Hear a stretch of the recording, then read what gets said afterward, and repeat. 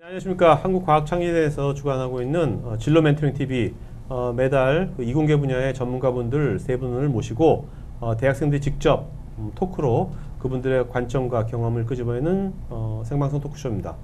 자, 그러면 저는요 요 진행을 맡고 있는 GCPD 고성입니다. 반갑습니다. 자, 그러면 오늘 진행을 맡을 두 분의 MC분들 각자 자기소개 좀 할까요? 네. 네, 안녕하세요. 저는 중앙대학교 건축학과에 재학 중이고요. 항상 아이처럼 살고 싶은 민정기라고 합니다. 네. 네, 안녕하세요. 저는 중앙대학교 국제물리학과 2학년에 재학 중이고요. 제가 어린 시절에 꿈이 아나운서였는데 네, 지금 꿈을 이뤘습니다. 네. 좋습니다. 자, 그러면 오늘 멘토님들 이제 일단은 자기소개 간단히 해주시겠습니까? 뭐 회사가 뭘 하는 회사인지, 그다음에 이제 그런 것들 이따 자세히 우리가 물어보겠지만 일단은 회사가 뭘 하는 회사인지 좀 우리 대학생 수준으로 좀 버전으로 좀 말씀해 주시기 바랍니다. 알겠죠? 네. 먼저 상무님. 네. 안녕하십니까. 그리드위즈의 박창민 상무입니다. 지금 저는 저희 그리드위즈는 보면 그 전력 에너지 산업을 똑똑하게 만드는 그 소프트웨어 발전소 사업을 하고 있는 그 회사입니다. 나중에 질문을 하시면 하나씩 말씀드리겠습니다. 네. 근데 위즈가 무슨 뜻입니까? 위저드 이라면 위저드 전력망에서 마법을 부리는 회사입니다. 아, 네. 진짜 마술하시는 건 아니고요. 네, 좀 비슷하게 하고 있습니다. 네. 네, 안녕하세요. 놀라디자인의 장성은입니다. 저는 디자이너이자 대표이고요. 태양광 브랜드인 요크를 이끌고 있습니다. 네. 회사 이름하고 이제 다르네요, 사업 아이템이. 근데 저희가 좀 특이한 거는 네. 태양광 충전이라고 하면 태양광이라는 기술로만 생각을 그렇죠. 쉽게 할 수 있는데요. 네. 저희는 기술 플러스 디자인을 통해서 굉장히 좀 그런 부분이 다른 태양광 회사랑은 좀 차별점이라고 할 수 있겠습니다. 네, 이따가 한번 좀 잘 알아봐야겠어요. 네. 회사 이름도 되게 특이하죠? 놀라. 전 졸라인 줄 알았어, 처음에. 네, 권 대표님? 네. 네, 안녕하세요. 저는 이큐브랩 대표 맡고 있는 권순범입니다. 저희는 그 태양광 에너지를 이용해서 쓰레기를 압축하는 압축 쓰레기통을 제작하고 있고요. 이제 거기서 지금 뭐 현재 얼만큼 차 있는지 이런 정보를 바로바로 관리자분들한테 알려줘서 어떤 경로로 수거하면 되고 뭐 어떤 시점에 수거하면 되는지 이런 소프트웨어도 같이 제공하고 있는 그런 대한민국의 거의 유일한 쓰레기 벤처 회사입니다. 말씀 잘 하셔야겠다. 쓰레기 벤처 하면 좀 그렇잖아요. 쓰레기 비슷비슷합니다. 네. 근데 원래 동안신 거예요? 아니면 나이가 어리신 거예요? 네, 저 29살입니다. 네. 어쩐지. 네. 저는 아까 대학생인 줄 알았어요. 학생이 왜 여기 이 자리에 앉지 했는데. 네. 자, 박수 부탁드리겠습니다. 자, 오늘 이제 이 세 분에 대해서 하나하나 좀 알아보도록 할까요? 네. 네, 저 먼저 질문 드리겠습니다. 권 대표님한테 질문 드리는 제가 알기로는 대표님이 그 연세대학교 3학년 시절에 그 창업을 시작하셨다고 들었는데 아직 그 나이가 놀기 되게 좋을 나이잖아요. 친구들 만나는 게 좋고 술 마시는 게 좋고. 근데 어떻게 그렇게 창업을 도전하게 된 계기가 어떻게 됐는지 전 궁금합니다. 근데 노는 거 별로 안 좋아하는 계셨는데요? 아닙니다. 노는 거 진짜 좋아하고. 그러세요? 네. 네. 사실 저는 창업을 하게 된 계기가 창업을 하려고 시작된 게 아니고요. 저희도 사실 신촌에서 친구들끼리 술을 먹다가 이제 딱 술집에서 나왔는데 바로 앞에 쓰레기통이 너무 이렇게 넘쳐서 되게 길거리가 더러운 거예요. 그래서 이거를 뭐 사업을 해야겠다기보다는 이걸 좀 깨끗하게 좀 만들고 싶다라는 정도의 그냥 약간 술김에 그런 얘기를 친구들끼리 하게 됐고, 이게 뭐 대단한 어떤 사업화, 돈 벌자 이게 아니라 그냥 태양광 이용해서 조금 눌러줄 수 있는 그런 좀 재밌는 뭔가 프로젝트를 해보자 해서 시작이 된 거라서 사실 놀기 좋은 나이에 놀다가 사실 시작하게 됐습니다. 아니 근데 술 먹고 나와가지고 쓰레기 보고서 이거 좀 없으면 좋겠다, 그건 상상이 가는데 네. 그 순간에 술이 이빨에 취했는데 태양광으로 저걸 어떻게 그런 생각을 할 수 있죠? 태양광을 벌써 그 순간에? 전문가가 아니라서요. 네네. 이게 집에서 쓰레기 막 넘쳐 있는 거 보기 되게 힘들잖아요. 이게 넘치려고 하면은 본능적으로 발로 밟거나 그렇죠. 손으로 누르는데 가로변에 있는 거는 되게 아주 넘쳐 있어요. 그래서 이거 집에 있는 것처럼 좀 누가 눌려주면 좋겠다 했는데 아무도 누를 사람 없으니까 네. 그냥 태양광 쓰면 이거 눌러줄 수 있지 않나 정도로 생각을 해서 좀 쉽게 네. 생각해가지고 했었어요. 아, 근데 갑자기 궁금해. 아, 근데 태양광으로 네.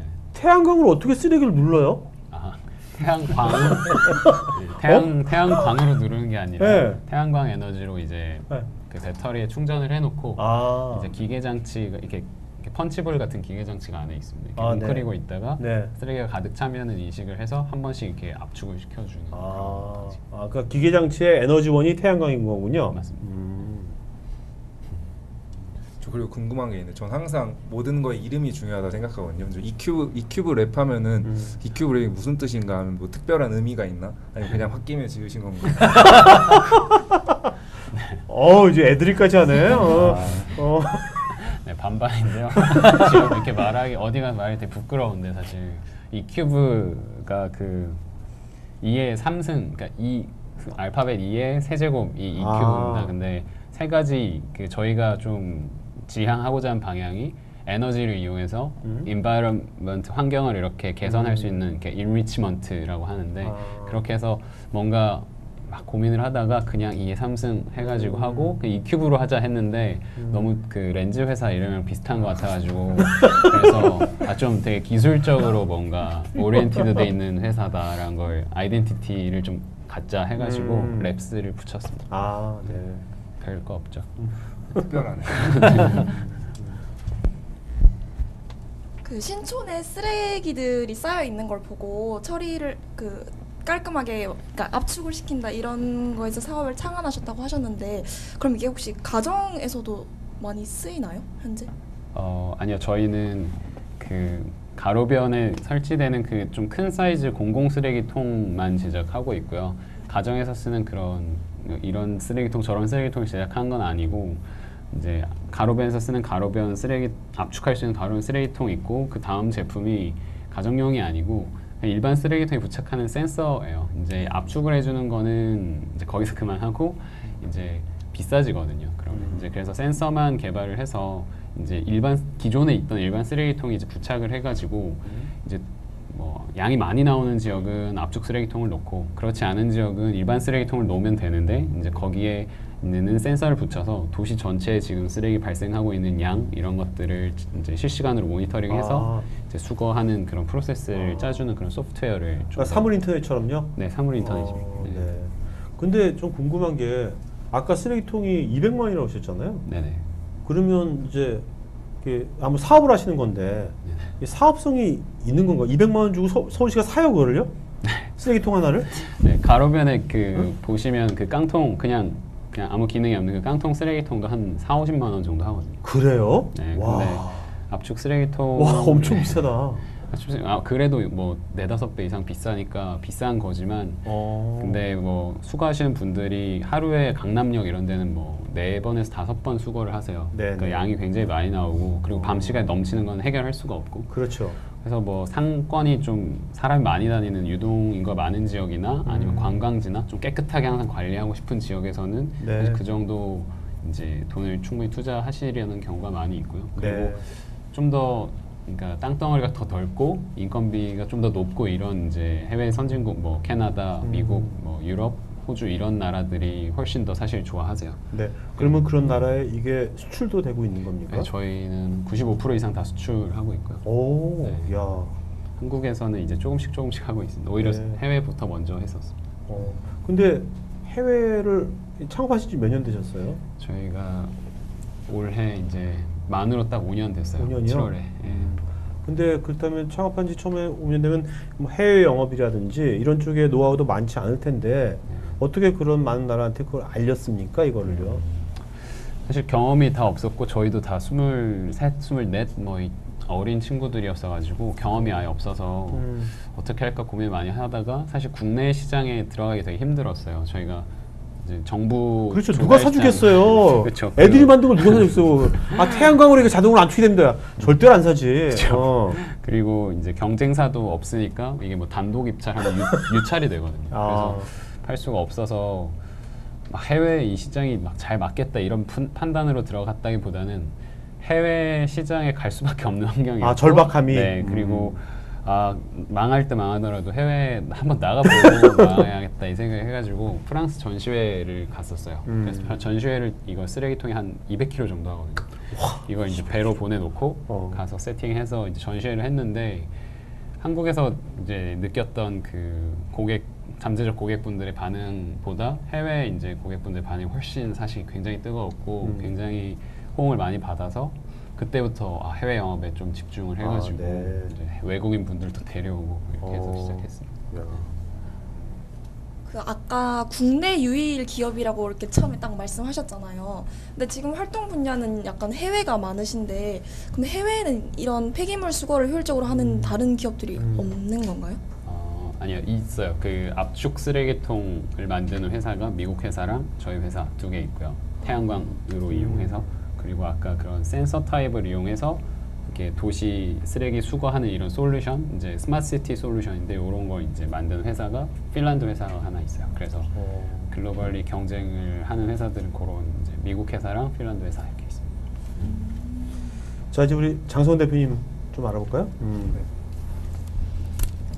제가 그 대표님에 대해서 좀 조사를 해봤는데 그 대표님이 이 태양광 그 배터리 하시기 전에 그 막 디자인 회사에서 일을 하셨다고 들었는데 네. 이 디자인 하는 거랑 그 태양광은 신재생 에너지잖아요. 에너지랑은 전혀 다른 분야인데 어떻게 그런 분야에 성공적으로 데뷔를 하실 수 있었는지가 개인적으로 굉장히 궁금합니다. 따지는 거예요 지금? 네, 많은 분들이 같은 좀 의문을 가지세요. 우린 디자인 베이스인데 태양광 이렇게 생각을 많이 하시는데 저는 이제 디자인을 전공을 했고요. 디자이너로서도 일을 했었는데 어떤 이제 디자인이라는 제가 갖고 있는 그런 장점, 강점을 가지고 어떤 부분을 살릴 수 있을까, 어떤 부분이랑 접목했었을 때 더 가치가 있을까를 많이 고민을 했어요. 디자인만으로 또 이제 사업을 하고 창업을 하는 거에 대해서도 고민을 해봤었는데 조금 한계가 있다고 생각했어요. 왜냐하면 단순 디자인은 카피나 이런 것들이 굉장히 쉽고 이러기 때문에 그렇죠. 예, 그래서 뭔가 그 테크놀로지랑 접목했었을 때 뭔가 그런 시너지 낼 수 있는 부분에 대해서 고민을 했었는데 태양광 이제 그런 프로젝트를 하다가 되게 좀 충격을 받았었어요. 태양광은 이제 그 광전 효율이라고 해가지고 그 빛을 에너지 이제 전기로 이제 바꾸는 그 효율 같은 것들이 있는데 그 뭐 1%, 2%를 이제 높이기 위해서 이제 전 세계적으로 R&D 그 엔지니어들 굉장히 많이 노력을 해요. 어마어마한 돈을 들여서. 근데 이게 이제 그 포트업을 이제 갖고 다니는 이제 휴대용 태양광 충전기 같은 경우에는요. 그런 효율이 아무런 의미가 없어지는 거예요. 1%, 2% 갖다가 막 죽자 사자 달려드는데 소비자들이 태양광에 대해서 모르기 때문에 예, 그게 효율이 아무 상관이 없어지는 게 해가 가만히만 이렇게 있는 게 태양광 패널을 통해서 이제 전기를 발생하는데 가만히 해가 있는 게 아니잖아요. 직각일 때 가장 그 에너지 발생량이 큰데 해가 움직여 버려요. 네. 그러면 이때는 좋지만 해가 한 요쯤에 있었을 때는 효율이 막 30%, 40% 이렇게 떨어지는 걸 보고서 야 이거 되게 좀 엄청 낭비고 되게 웃긴다. 엔지니어들은 진짜 되게 뭐 어떻게 보면 되게 헛수고 같이 느껴질 정도로 이런 손실을 보면서 디자인적으로 이걸 내가 이렇게 접근한다면 어떻게 해결할 수 있을까? 어떻게 이게 갖고 있는 그 잠재력을 다 발휘할 수 있게 할 수 있을까? 그런 부분에 대해서 되게 많이 고민을 했어요. 그러니까 태양광의 그거의 효율을 네네. 그 기술적으로 소재로 접근한 것이 아니라 그쵸. 그 디자인적으로 그쵸. 그 효율을 네. 높이는 것을 접근한 거네요. 그렇죠. 네. 그래서 이제 그게 저희 처음 그 솔라 프로젝트였는데 그렇게 했었을 때 막 어려운 걸 하면 사람들이 또 되게 나는 태양광 뭐 미래 에너지고 나랑은 상관없고 어렵고 막 전기적이고 이런 부분을 굉장히 피하려고 했어요. 직관적으로 그 프로젝트 약간 설명을 해드리면 그림자 누구나 그림자 안단 말이에요. 해가 가장 위에 있었을 때 그림자 짧은 거 다 안단 말이에요. 그런 그림자적인 요소를 가지고서 이제 적용을 했어요. 그래서 그림자가 가장 짧을 때 가장 이상적인 각도와 그런 방향이라고 사람들이 그것만 보고 알 수 있게끔 네, 그래서 어렵지 않고 쉽게 다가가는 그렇게 저희가 첫 프로젝트를 했고요.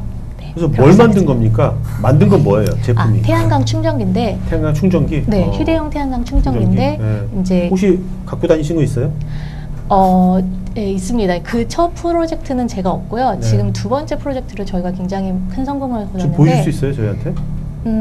네, 있습니다. 어디 있어요, 지금? 지금 가방을 제가 가방이? 저희 가방이 가방 어딨지? 보관해 주신 분이 있는데 어디 있어요, 가방?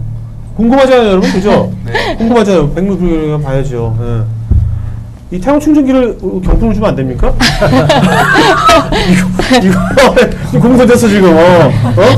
돈 던진 건가요? 이거 태양 충전기 아니에요, 이거? 아, 네, 이거? 맞습니다. 야, 네, 일단 제가 좀 와. 저희가 오늘 촬영이 있어서 안 그래도 지금 좀 이럴 때 PR 하셔야죠.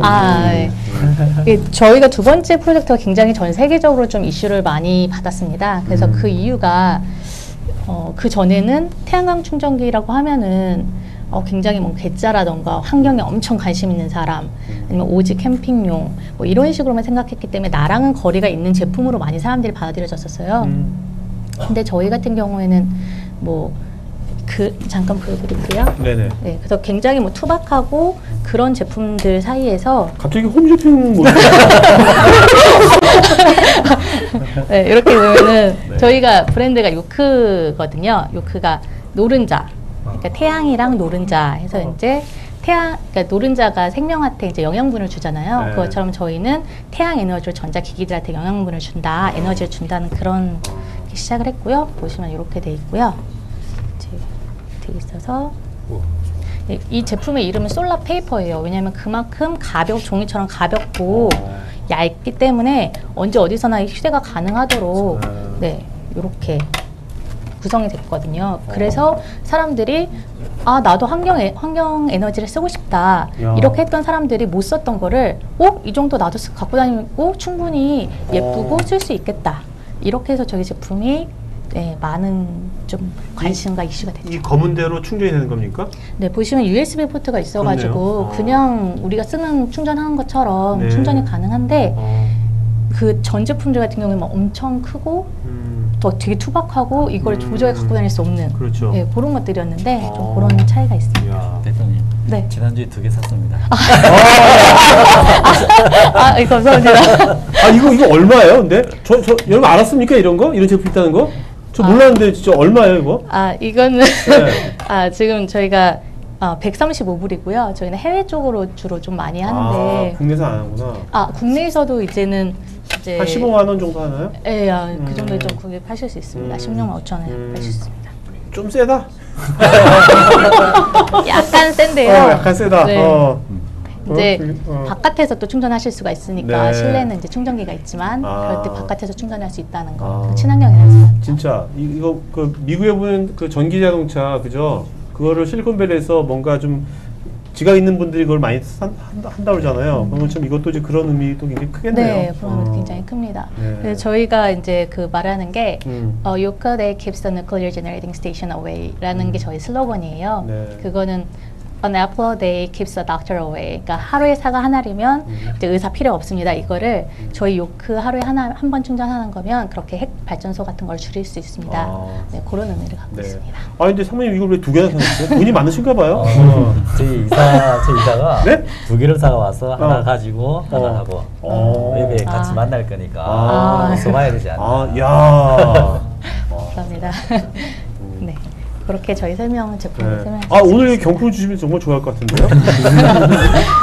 135. 네? 한 분. 한 분! 자, 하나밖에 없기 때문에.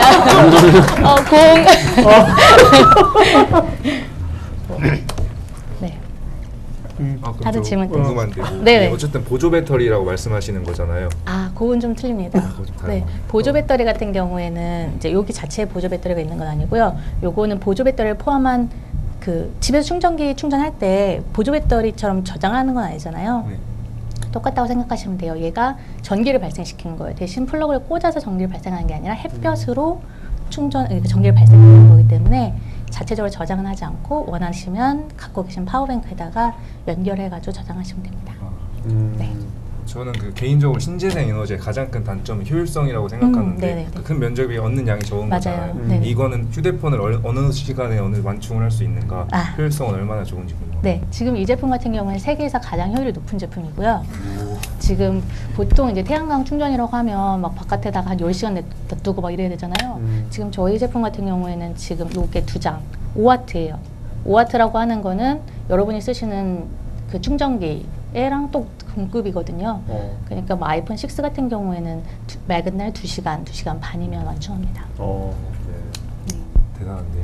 네, 그래서 계속 이게 또 연결이 가능해서 이제 아이패드 같은 걸 충전하고 싶으시면은 이제 내장 연결하시면은 계속 연결 확장이 가능한 거예요. 이게 네, 그래가지고 아이패드 같은 것도 충전할 수 있는 그런 네. 제품입니다. 야, 저는 이렇게 정말 이렇게 이 태양광이랑 디자인하고 완전히 생뚱맞은 저 관련이 없는 것 같은데 그죠? 그것이 어떤 전 이질적인 두 개가 연결이 되니까 또 이런 게 또 나오네요. 저는 궁금한 게 아까 맨 네네. 처음에 놀라 디자인 대표님이라고 설명하셨는데 네. 지금 티셔츠도 그렇고 네. 제품에 써져 있는 것도 그렇고 요크가 네. 이렇게 적혀 있잖아요. 이렇게 좀 더 다시 한 번 더 설명해 주실 수 있어요? 아, 이제 저희는 기본을 디자인으로 갖고 있거든요. 디자인을 갖고 있고 지금 저희 현재 주력분은 태양광이기 때문에 이 요크라는 태양광 브랜드를 이끌고 있습니다. 네. 그러니까 놀라 디자인이라는 그 기업 자체에서 네. 만든 네, 브랜드 같은 게 네네. 그런 거군요. 그럼 앞으로 이거 말고도 이제 태양광 상관없는 제품도 나오겠네요. 아, 근데 브랜드? 저희는 지금 태양광 쪽으로 주력하고 있고요. 네네. 네. 계속해서 다음 제품 더 놀라게 할 제품 그래요? 내년에 근데 말도 보니까 놀라라는 이름 괜찮은 것 같아. 놀라게 된다. 놀라. 네. 그런 뜻입니까? 놀라가? 아유 그런 뜻도 있습니다. 네. 네. 서프라이즈에 놀라. 솔라하고도 뭔가 융합시킨 솔라 건가요? 놀라 이렇게요? 아니, 솔라 태양이 솔라잖아요. 네네네. 솔라. 그런 의미도 있나요? 놀라가? 아니요 그런 건 아니에요? 아닙니다. 이건 요크로. 어, 이게 이런 제품을 네. 만들려면 되게 자금이 많이 필요하잖아요. 맞아요. 그래서 그 크라우드 펀딩이라고 네. 되게 그걸로도 되게 시선을 많이 집중을 많이 받으셨더라고요. 아, 그래서 네. 그거에 대해서 좀 더 네. 설명해 주실 수 있어요? 얼마를 받으셨는데요? 크라우드 펀딩으로? 저희가 100만 불 100만 불? 맞습니다. 네. 와, 어디 있어요? 외국 크라우드 네. 펀딩 사이트에서 어디? 사이트? 킥스타터라는 킥스타터? 사이트에서 야, 유명한 데인데. 네, 저희가 대한민국 기업으로는 최초로 저 100만 불 받았다는데 처음 듣는데요, 오늘? 네. 있었습니까? 과거에? 100만 없었습니다. 저희가 없었죠? 최초로 이제 100만 불 야, 펀딩을 굉장하다. 달성하면서 어. 아무래도 그걸로 이제 다른 사람들한테 음. 좀 그런 계기가 되는 부분이 있었던 것 같아요. 네. 왜냐면은 창업을 막상 하고 이제 뭐 물건을 만들어도 실질적으로 판매를 하는 게 굉장히 어렵단 말이에요. 네네네. 그래서 근데 저희가 이제 이 제품을 성공적으로 펀딩을 받으면서 다른 기업들도 스타트업들도 우리도 한번 해보자, 우리도 한번 해보고 싶다, 할 수 있지 않을까 이런 좀 생각을 많이 심어줬던 것 같아요. 네네. 그래서 그런 부분에서 좀 의미가 있다고 생각합니다. 네. 근데 그 킥스타터에서 그 네. 100만 불을 네. 하는 그 비결이 뭐였나요? 본인 여러 가지 이유가 있었겠지만 물론 네. 아이템 자체가 굉장히 신선한 것도 네. 있겠지만 네. 그래도 거기 굉장히 많은 아이템이 나오잖아요. 그쵸, 그래서 그쵸. 제가 알기로는 거기 뭔가 잘 표현하는 것도 굉장히 어렵다고 그러는데 그 어떤 식으로 시선을 받으신 거예요? 저희 같은 경우에는 이제 사람들이 이제 조금 더 어프로치 같은 경우에도 기존에 물론 다른 제품이라는 부분도 있지만 정말 저희가 어떤 생각으로 이 제품을 만드는지 그런 부분에 대해서 많이 커뮤니케이션을 하려고 했어요. 네, 그래서 기존에 그냥 있는 뻔한 제품이 아니라 우리는 어떤 생각을 가지고 이 제품을 만들었고 왜냐하면 그걸 되게 많은 공감을 얻었던 것 같아요. 그러니까 우리 생각보다 신재생 에너지를 사용하고 싶은 사람들이 사실은 좀 더 많았던 거예요. 네. 근데 그거에 맞는 제품이 없어서 못 썼을 뿐 저희가 우리는 오지온 캠핑용 아니면 막 못 사는 나라 이런 데서 그냥 어쩔 수 없이 쓰는 전기가 그 신재생 에너지가 아니라 우리 생활 속에서 정말 럭셔리하게 이제 더 이상 막 못 살아서가 아니라 없어서가 아니라 럭셔리하게 그런 친환경 에너지를 사용하고 싶은 감사합니다. 향유하고 싶은 그런 사람들 그런 사람들한테 우리의 생각을 말했고 그래서 많은 부분 그쪽에서 이제 공감을 얻어낸 것 그런 같습니다. 것들 거의 댓글로 서로 막 소통하고 그런 건가요? 크라우드 펀딩 사이트? 네, 거기 이제 보드 게시판이 네, 있어서 보드 게시판이 있으니까. 네, 거기서 이제 소통하기도 하고 네. 네. 네. 근데 이거 그러면 거기서 돈을 크라우드 펀딩에서 펀딩을 받은 돈으로 생산한 겁니까? 아, 네, 맞습니다. 그전에는 생산할 돈이 없었는 네, 건데. 왜냐면은 야. 이게 자본이 제가 아까 말씀드렸다시피 세계에서 가장 지금 어드밴스된 그런 테크놀로지이기 때문에 막 되게 작은 기업이 막 이렇게 막 투자해서 하기에는 그렇죠. 금액적이나 네. 이런 부분에 좀 부담이 있거든요. 그랬었을 때 저희는 이제 킥스타터라는 걸 통해서 어떻게 보면 활로로 이제 했고 그러면서 이제 마케팅적인 부분, 홍보적인 부분도 또 굉장히 많이 됐어요. 저희 같은 경우에는 이제 CNBC 그래서 생방송으로 저희 제품을 소개하기도 했고 이야. BBC 클릭 이런 데서도 저희 제품 소개하기도 오. 했고 이러면서 어떻게 보면 자금적인 부분뿐만이 아니라 마케팅적인 부분도 되게 어렵거든요. 그런 부분에 대한 것도 동시에 좀 많이 해결이 된 부분이 있어서 굉장히 많은 그런 좀 네, 그러면 장점이 100만 있었습니다. 불이면 이게 이걸 미리 돈을 입금하고 신청한 사람들이 몇 명이 된 거죠? 1,000명? 아니요. 그런 사람들이 한 6천 명 정도. 6,000명? 네. 이야. 이렇게. 네, 사실 네. 그러니까 설명이 생략이 됐는데 네네. 대학생들이나 이렇게 학생들이 크라우드 펀딩 자체가 뭔지를 잘 모르거든요. 아. 그래서 그거를 한 번 더 네네. 설명해 주셨어요. 그걸 제가 잠깐 설명해 드리면은 크라우드라는 거는 대중이라는 뜻이거든요. 크라우드가 대중이 펀딩을 한다. 근데 그게 우리가 막 뭐 펀딩, 뭐 투자, 뭐 지분을 갖는다 이런 개념도 있지만 지금 해외에서 되게 이제 대중적으로 하는 거는 제품으로 이제 리워드 형식인 거예요. 그래서 예를 들어서 저희가 이런 아이디어가 있었을 때 아이디어는 좋고 생각은 좋지만 내가 돈이 없기 때문에 난 그냥 개인이기 때문에 대기업이 아니기 때문에 못 만드는 것들에 대해서 얘기하는 거예요. 나는 이런 생각을 가지고 있고 이렇게 할 수 있는데 이걸 만들려면 이 정도 돈이 필요합니다. 뭐 이 내 의견에 공감하고 이게 정말 현실화되는 거를 보고 싶은 사람은 뭐 미리 선 주문을 해주세요 라고 하면은 예를 들어서 100불 미리 이제 돈을 내는 거죠. 그럼 일정 기간 동안에 그 금액을 달성하는 걸 기다려요. 그래서 그 금액이 달성이 되면은 이제 만들 수 있는 자금이 모여지기 때문에 저희는 그 돈을 미리 받아서 뭐 그 금융 공장에서 금형도 만들고 제품 재료도 사고 해서 제품을 만듭니다. 그러고서 그걸 주문했던 사람들에게 배송을 해주는 거죠. 네, 그런 식으로 이제 진행되는 그런 크라우드 펀딩이었습니다. 어떻게 보면 이게 전 세계가 연결되어 있는 그죠? 그쵸. 그런 네. 데서 그런 비즈니스 나오는 거죠. 그렇죠. 여러분 요새 포켓몬고도 하지만 VR, AR, VR 알죠? VR 가상 버추얼 리얼리티 거기에 이제 오큘러스라고 그게 유명한 오큘러스 거기에 이제 VR 기기를 만드는 데거든요. 그게 20살짜리인가? 하여튼 20대 청년이 지금 여기 장 대표님처럼 거기 킥스타터에다가 올린 거예요. 자기가 이런 걸 만들겠다고 VR. 그래서 그때 장 대표님 그 친구도 굉장히 많이 돈을 모아서 만들었는데 그걸 누가 봤냐 하면 페이스북 창업자인 주커버그가 본 거야. 너무 이렇게 거기서. 그래서 주커버그가 그 회사를 2조 원에 샀어요. 2조 원. 네. 2조 원. 2조 원. 장 대표님도 어떻게 될지 몰라요. 살아가. 주커버그가 봤다면. 주커버그 좋아했을 것 같은데. 네. 자 이제 박상우님. 제가 그 박상무님의 또 이력에 대해서 조사해봤는데 저 그리드 위즈 가시기 전에 그 한국전자통신연구원 그 대전에 있는 거 맞죠? 애추리. 애추리 제가 그걸 네. 옛날에 견학 갔었는데 그 약간 좀 연구 단체잖아요. 그 대전 연구 단지가. 정부 출연기관. 네, 네. 근데 이렇게 이렇게 창업 벤처기업과 어떻게 인연을 맺게 되셨는지가 저는 개인적으로 궁금합니다. 저는 사실 대학교를 졸업하고 난 이후 지금 30년이 지났습니다. 86년도에 졸업했습니다. 네네. 이 젊은 친구들이 이렇게 대표로 있는데 네. 사실은 저는 이 회사의 상무예요.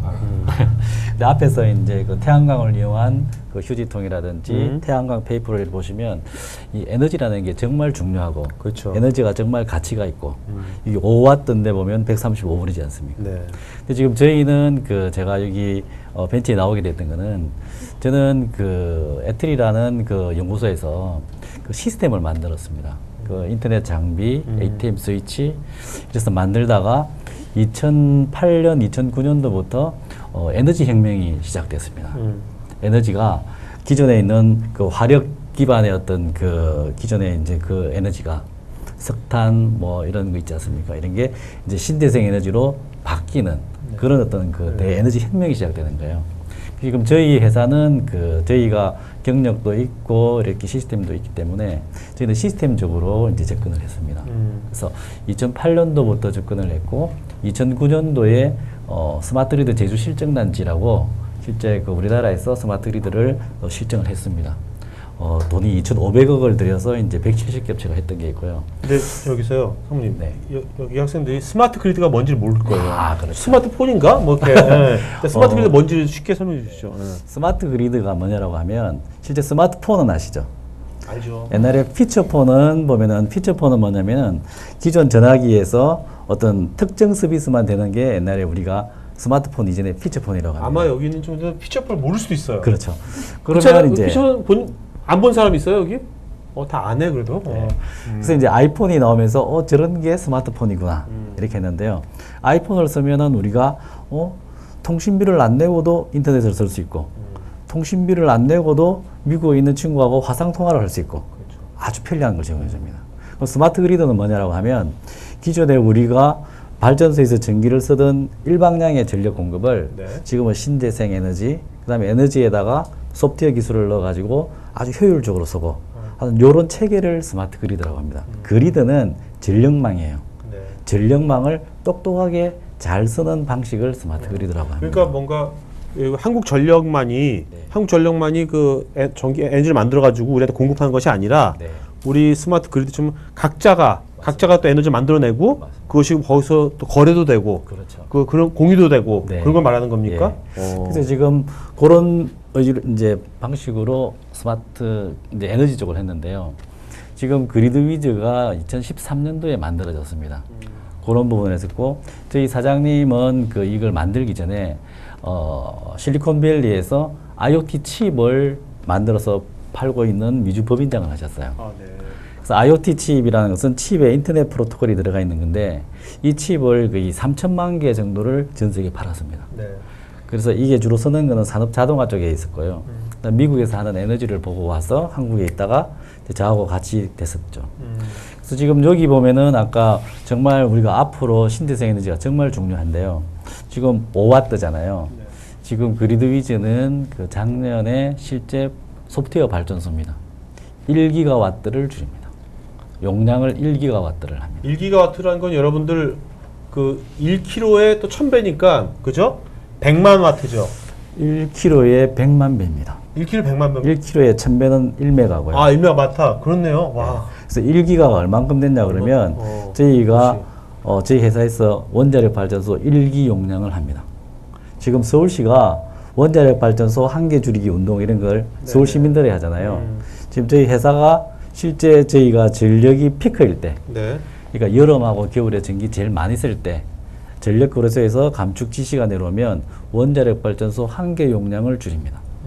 그래서 소프트웨어 발전소라고도 하고요. 네. 아까 말씀하신 것처럼 전력망에서 마법을 부립니다. 네. 전력망에다가 소프트웨어 기술을 넣은 지금 말하고 있는 4차 산업혁명의 에너지 분야에 제일 스타트하는 기업입니다. 네. 저는 이 에츄리란 것이 네. 그 국책 연구소로서 굉장히 안정적인 네. 직업이고 네. 좋은 데고 연구소. 그 오래 계셨고. 네. 근데 2년 전에 벤처에 조인하신 거잖아요. 네. 그렇잖아요. 네. 그러면 잘리신 거예요? 아니면 어떻게 이렇게 지금 애틀이라고 하면요. 보통 그렇게 쉽지 않은데요. 그렇죠. 옮기기. 애틀이라고 하면 사실은 저희가 반도체 개발이고 그다음에 TDX 교환기, CDMA 교환기, 무공화 이성 이런 걸 많이 했고요. 그런 어떤 큰 단위로 했던 거는 사실은 보면 2차 산업혁명의 이후물들이에요. 근데 지금 최근에 보면은 이렇게 정부 출연 기관이 이렇게 큰 단위의 아웃풋이 없습니다. 네. 그래서 정부 출연 기관의 큰 롤이 뭐냐 그러면 연구원이 업체에 파견 나가는 게 있습니다. 제가 4월 1일부터 파견을 나가 있습니다. 아, 네. 예. 그래서 저희가 하고 있는 정보통신 기술을 네. 신재생 에너지에 들어가 가지고 작년 4월 1일부터 저희가 지금 정부에서 정부 출연기관에서 자체적으로 하는 것도 있지만 아주 이래 뛰어난 벤처가 있으면 가서 시스템 기술을 적용을 해서 파일을 완전히 키워서 강소기업을 그러니까 뛰어난 만드는 벤처에다가 뛰어난 연구원을 파견시키는 거군요. 그렇죠. 네. 그러니까 안전적인 직업을 갖고 계신 거네 지금. 그렇습니다. 어쩐지 제가 이해가 안 가다가 이연세 안전적인 좀 박차고 가기 쉽지 않은데 벤처에 네. 그렇구나. 근데 이제 또 재미있는 일은요. 네네. 예를 들어서 한 분야에 있으면 네. 자꾸 가면은 사실은 제가 애트리에 있은 지가 지금 보면 27년째입니다. 네. 그래서 27년째인데 저는 이렇게 생각을 해요. 한 분야에 10년을 해야지 자기 전공이 되고요. 그렇죠. 또 10년 정도를 하고 나면 또 세상이 바뀝니다. 네. 그럼 기술을 또 한번 변화해야 될 필요가 있습니다. 그래서 저는 이제 공중망 쪽의 기술을 한번 하고 그다음에 90년도 말부터는 인터넷 기술을 한번 하고 네. 그다음에 미국의 오바마 정권에서 쭉 하는 걸 보니까 신재생 에너지 기반의 스마트 그리드로 에너지 혁명을 하고 있습니다. 네, 네. 그래서 그때 조인을 했는데요. 네. 지금 아마 제가 IT만 계속했으면 그렇죠. 계속 이렇게 좀 이렇게 뭐 좀 협소하게 좀. 할 수 있을 텐데 신재생 에너지 분야에 오니까 하루하루가 새롭습니다. 네. 그래서 예를 들면 지금 그리드 위즈가 2013년 3월 5일 날 만들어졌습니다. 저희 사장님하고 이사 2명하고 3명이 만들어졌는데요. 2013년 12월 달에 그 매출이 3억이었어요. 그리고 2014년도에는 한 10명 정도 돼서 매출이 13억이었습니다. 네. 2015년도에는 작년에 제가 4월 달부터 왔을 때는 100억이 넘었습니다. 와. 올해는 200억 가까이 갑니다. 와. 매년 뭐야? 뭐 10배, 2배. 왜 그러냐 그러면 아까 말씀드린 것처럼 그냥 휴지통에 태양광 들어가면은 50만 원이 200만 원이 되고 네네. 5와트가 135불인데 그렇죠. 저희는 1기가와트를 조절합니다. 아니 그래서 1기가와트를 어떻게 만드시는 거예요, 결국은? 이렇게 생각하시면 거래시키는 됩니다. 겁니까? 기존 전력은 만들면은 저장이 되지 않지 않습니까? 네네. 그럼 기존 전력망은 실제 발전소에서 만들면 한전에 있는 송전망, 배전망을 그렇죠. 타서 공급을 해서 선만큼 돈을 내게 돼 있습니다. 그렇죠. 근데 실제 발전 설비는 제일 전기를 많이 쓰는 여름과 겨울에 제일 많이 쓰는 용량만큼 발전소를 준비를 하고 발전소를 돌려서 발전을 합니다. 그러면 저희가 쓰는 것만큼 계속 발전소를 많이 짓고 지어져 있는 발전소는 항상 대기 중에 있어야 됩니다. 그러면 전기라는 게 각각 산업에서 보면은 실제 쓸 수 있는 양이 있고 제일 많이 쓰는 시기는 지금 여름하고 가장 추운 겨울 때 제일 많이 씁니다. 네. 제일 많이 쓰고 제일 많이 쓰는 시간은 낮 11시, 오후 2시, 네. 플러스 마이너스 1시간 내에 제일 많이 쓰는데요. 요 시간만 약간 비껴주면은 원자력 발전소 하나만큼이 없어도 되는 겁니다. 아, 네. 그 조절을 저희가 전력거래소라는 우리나라의 개통을 관리하는 기구로부터 그 정보를 받아서 실제 밑에 업체들에게 네. 요 시간을 피해 주시오라고 전달을 해가지고 피하는데요. 아. 저희가 관리하는 그 업체들은 우리나라에서 제일 큰 철강 업체, 그러니까 뭔가 전력 소모가 많은 그런 산업체. 네, 네. 제철소, 아. 그다음에 공항, 그다음에 전자회사, 네. 자동차 회사 이런 기관이 있어가지고 실제 피크일 때 줄여달라고 해서 줄여주면요 1기가만큼의 발전 단가를 보상을 받습니다. 아, 네. 왜 이런 걸 해야 되냐라고 하면 기후 변화가 지금 엄청 이렇게 많은 어떤 문제를 일으키잖아요. CO2 발생 그다음에 여러 가지가 다 생기는데 이만큼을 전기를 안 떼도 되는 그런 네. 전력을 줄이고요. 아. 발전 설비도 줄이고 특히 우리나라 같은 경우는 건강에 아주 문제가 되는 석탄 발전소를 몇 기나 안 지어도 됩니다. 네. 왜? 예비로 남겨두고 있는 요 부분을 IT 기술이 들어가서 발전과 공급과 수요를 아주 효율적으로 맞춰주는 기술. 그러니까 이게 피크치가 있는 거지 않습니까? 그러니까 피크치 맞추기 위해서 그럴 것이 이 피크치를 잘 조정을 해주는 거네요. 피크 시프팅이라고 네, 합니다. 그 수요처들을. 예. 근데 수요처 궁금한 게 네. 그 수요처들한테 일일이 전화가 와가지고 네. 줄여주세요 이러지 않을 거 아니에요. 그렇죠. 어떤 식으로 그걸 조절하세요? 그래서 그 부분을 정말 아마 겪었을 겁니다. 네. 자동으로 하려고 네. 실제 자동으로 하려고 제일 밑에다가 IoT 기술을 넣어서 자동으로 하려고 하다 보면은 실제 돈이 많이 기본 자금이 많이 깔립니다. 네네. 그래서 미국 같은 경우에는 정부 돈이 있어가지고 많이 깔아주면은 좋죠. 근데 지금 이런 부분이 안 되고 있기 때문에 사실은 보면 아까 말씀드린 것처럼 제철소라든지 시멘트 공장이라든지 네. 이렇게 큰 업체 위주로 연결을 시켜서 큰 업체 위주만 자동으로 조립합니다. 아, 네. 그 자동이라는 게 실제 돌아가는 그 설비를 우리가 꺼버리면 문제가 생기죠. 그 전기 담당자에게 알려주면 아, 네. 끄고 안 끄고의 결정은 그 회사의 아, 기술 네. 담당자가 합니다. 근데 지금 이 부분은 저희가 우리나라에서 발전 설비에 지금 한 3% 정도 나와 있습니다. 네네. 3%라 그러면 우리나라가 지금 한 90기가에서 95기가 씁니다. 여기서 보면 실제로 한 3, 4기가 정도 이렇게 되는데요. 이 기술이 나중에 IoT 기술과 접목이 되면 20%를 세이브할 수 있습니다. 네. 그럼 지금에 있는 발전 설비를 20%안 줄여도 되고 발전소에서 나오는 CO2나 기존에 있는 화석연료를 20%를 안 써도 됩니다. 네. 이게 이제 지금 야. 가자라고 하는 새로운 기후 변화에 대응하고 그다음에 실제 그 에너지를 절약하고 그다음에 이와 동시에 새로운 산업들이 만들어지는 이런 그 부분이 그리드위즈는 돈을 버시는 게 네. 그 전력을 그만큼 절감시킨 만큼 네. 정부에서 돈을 주는 겁니까? 전력 누가 거래소라고 하는 네. 아, 한전 전력거래소가 돈을 주는 겁니까? 그렇죠. 아. 네. 야, 어떻게 보면 좀 뭐 물론 이제 여러 기술 들어가 있지만 약간 좀 봉이 김선달처럼 중간에서 그렇죠? 잘 조절해 가지고 야, 매출 200억이나 하고 와, 대단하시다. 근데 이제 모든 분들이 이제 다 이렇게 말씀을 하시는데 이제 왜 그걸 이제 그렇게 말씀하시냐 그러면 사실은 지금 4차 산업혁명이 제일 중요하다라는 말이 네. 이 소프트웨어 혁명이지 않습니까? 네, 그렇죠. 우리가 소프트웨어의 가치를 안 따진다라는 겁니다. 네.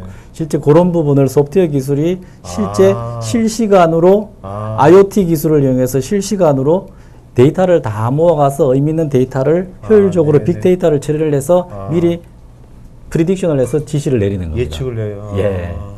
그래서 이런 부분을 우리가 소프트웨어의 어떤 중요성을 몰랐기 때문에 이렇게 하면은 대동강이 물 팔아먹나?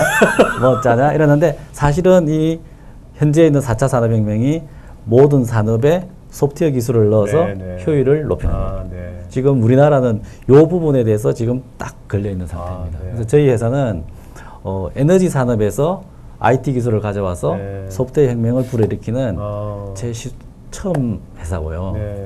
실제 이제 외국에서 이렇게 손님들이 많이 오면 지금 견학 코스로 첫 번째는 한전을 갑니다. 네. 한전에 가서 한전에서 만들었던 그 스마트 스테이션 건물을 보고요. 그 다음에 우리 그리드위즈를 와서 저희가 하고 있는 이 수요관리 서비스 시스템을 봅니다. 그 다음에 점심 먹고 SKT에 가서 뱀스 빌딩을 보는 이런 식으로 에너지가 이렇게 투어 코스가 있습니다. 그래서 저희는 이제 만들어진 지 3년 4개월이고 얼마 안 됐지만 앞에는 한전, 뒤에는 SKT. 네. 전력과 SKT 사이에 딱 브릿지 네. 역할을 해서 같이 끌고 가는 역할을 하고 있습니다. 네. 지금은 직원이 몇 분이세요? 지금은 그 36명입니다. 네. 국내에 지금 34명이 있고요. 실리콘밸리에 지금 미주 법인을 냈습니다. 거기 지금 미국에서 2명을 뽑았습니다. 네. 그리고 아까 계속 말씀하시던 중에 그 IoT 기술 하셨는데 저희 사실 그런 대한 지식이 별로 없거든요. 그래서 무슨 말인지 모르겠어요. IoT 기술 정확히 뭐죠? 그래서 사실은 처음에 제가 처음 회사 소개를 할 때 고민을 했습니다. 어떤 용어를 써야지 잘 알아들을까 고민을 했는데요. IoT라는 기술이 어떤 기술이냐 그러면 인터넷 오브 띵입니다. 그러니까 모든 그 T라는 게 띵이라는 게 사물이라고 볼 수도 있고 산업이라고 볼 수도 있습니다. 근데 저는 T를 산업이라고 저는 생각을 합니다. 그렇게 하고 사업을 하고 있고요. 이 산업에 인터넷 기술을 접목을 시키는 겁니다.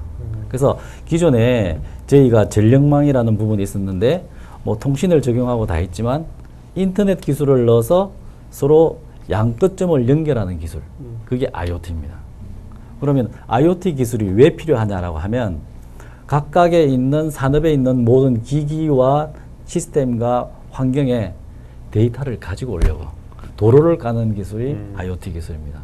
그래서 IoT 기술을 통해서 연결선을 잡고 인터넷 기반에 거기서 데이터가 오면 데이터도 예를 들어서 저는 영상 데이터가 와서 데이터 양이 크다고 해서 빅데이터가 되지는 않습니다.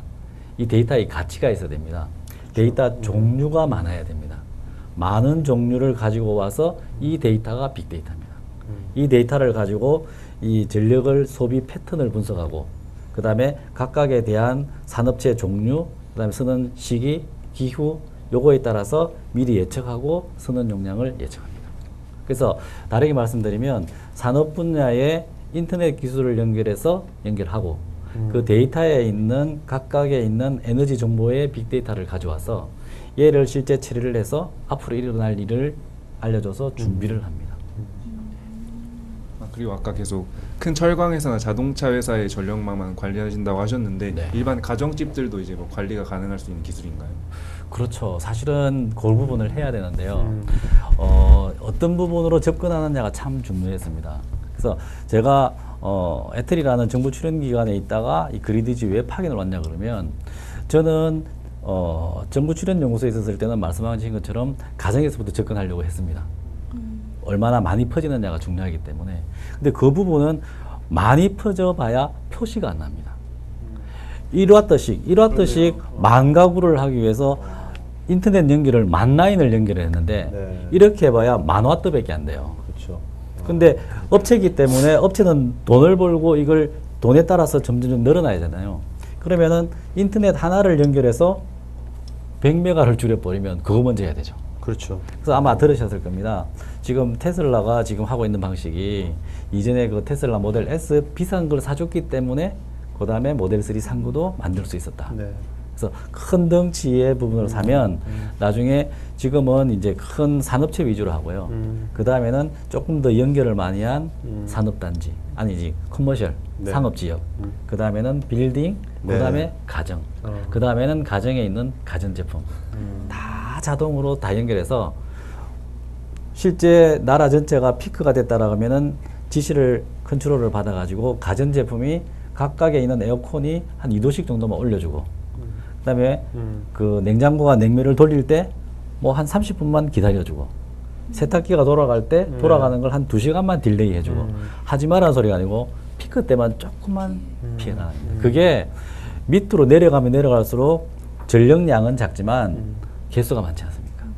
그러면 전기도 작지만 새로 예를 들어서 가전제품도 삼성전자, LG전자가 새로 팔아먹는 세상이 생깁니다. 이게 지금 정부에서 하고자 하는 에너지 신산업의 하나입니다. 네. 그 아까 미주 법인을 내셨다고 하셨는데 이게 제가 이해한 거는 한전에서 그 정보를 받고 어떤 그 에너지 그 관리에 대한 정보를 받아서 그거를 기업들한테 이렇게 전달을 해서 약간 관리를 한다고 하셨는데 그럼 이거는 해외 진출은 못 하는 거 아닌가요?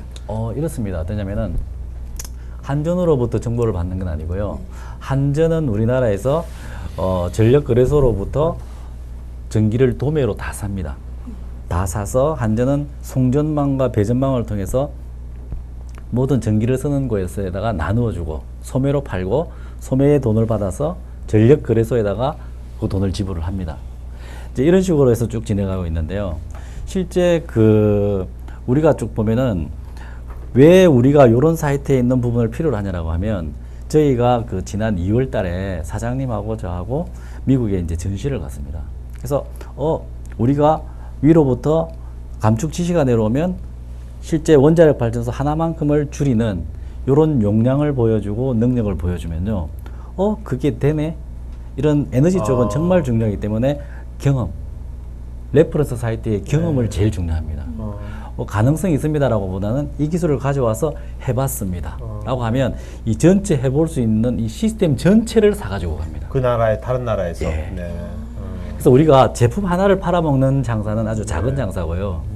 이 전체 시스템을 가져다가 요 지역에 똑같이 해달라. 네. 거기서 했던. 그래서 실제 거기서 받기로는 거기 와서 자기네들이 비닐하우스를 엄청 크게 했는데 요 시스템을 비닐하우스에다가 적용해 줄 수 있냐.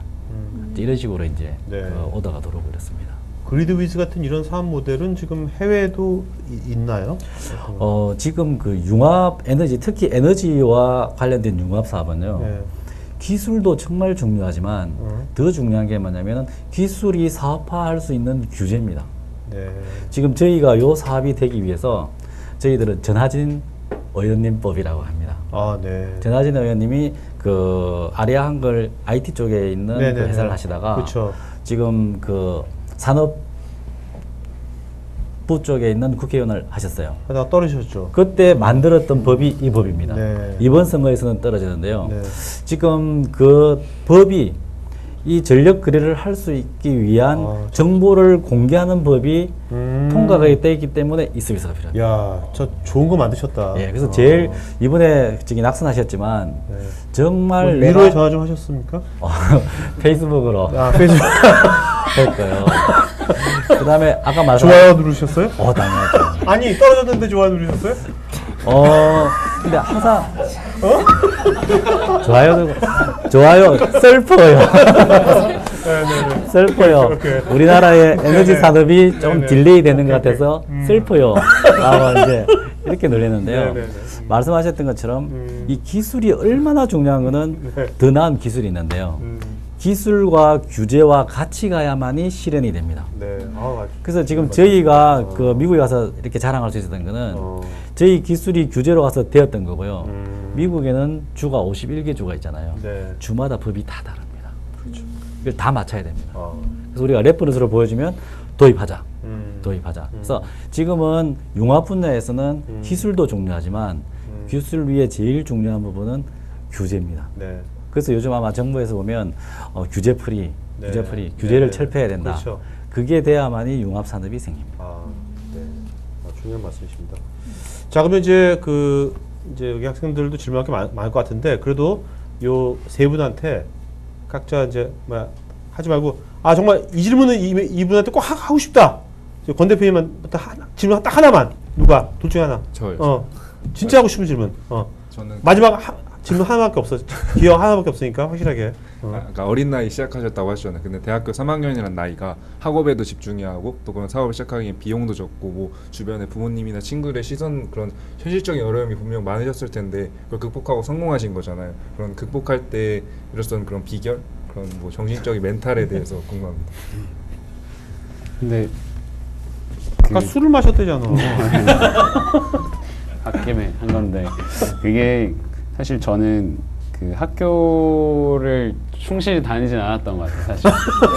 그러니까 저는 1학년 마치고 2학년 마치고 그 산업기능요원이라고 개발자로 3년간 복무를 했었는데 그 과정을 거치면서 되게 전 공대생이었는데 공대생이 되게 사회 진짜 단편적인 부분만 결국 알고 되게 엔지니어링 공부만 하다가 사회 졸업해서 어른이 되면 사회 전체 어떻게 구성되어 있는지 사실 잘 모르고 진짜 그 엔지니어링 수업 그것만 진짜 졸업할 때까지 교양 수업도 잘 못 듣고 그렇게 졸업하는 게 대부분 저 포함해서 제 친구들이 다 그렇더라고요. 그래서 그게 되게 좀 싫어서요. 약간 반항심 같은 게 들어서 사실 좀 되게 다양한 이제 대외 활동을 많이 해야겠다라는 생각을 했었고 그렇게 하다가 그 학교를 대충 다녔다기보다는 좀 학교 그냥 수업만 열심히 듣고 시험 보고 이게 아니라 좀 저 말고 다른 학교 그리고 다른 배경을 가진 친구들하고 어떤 생각을 하는지 이런 것들 좀 많이 얘기할 수 있는 자리를 좀 많이 찾아다녔던 것 같고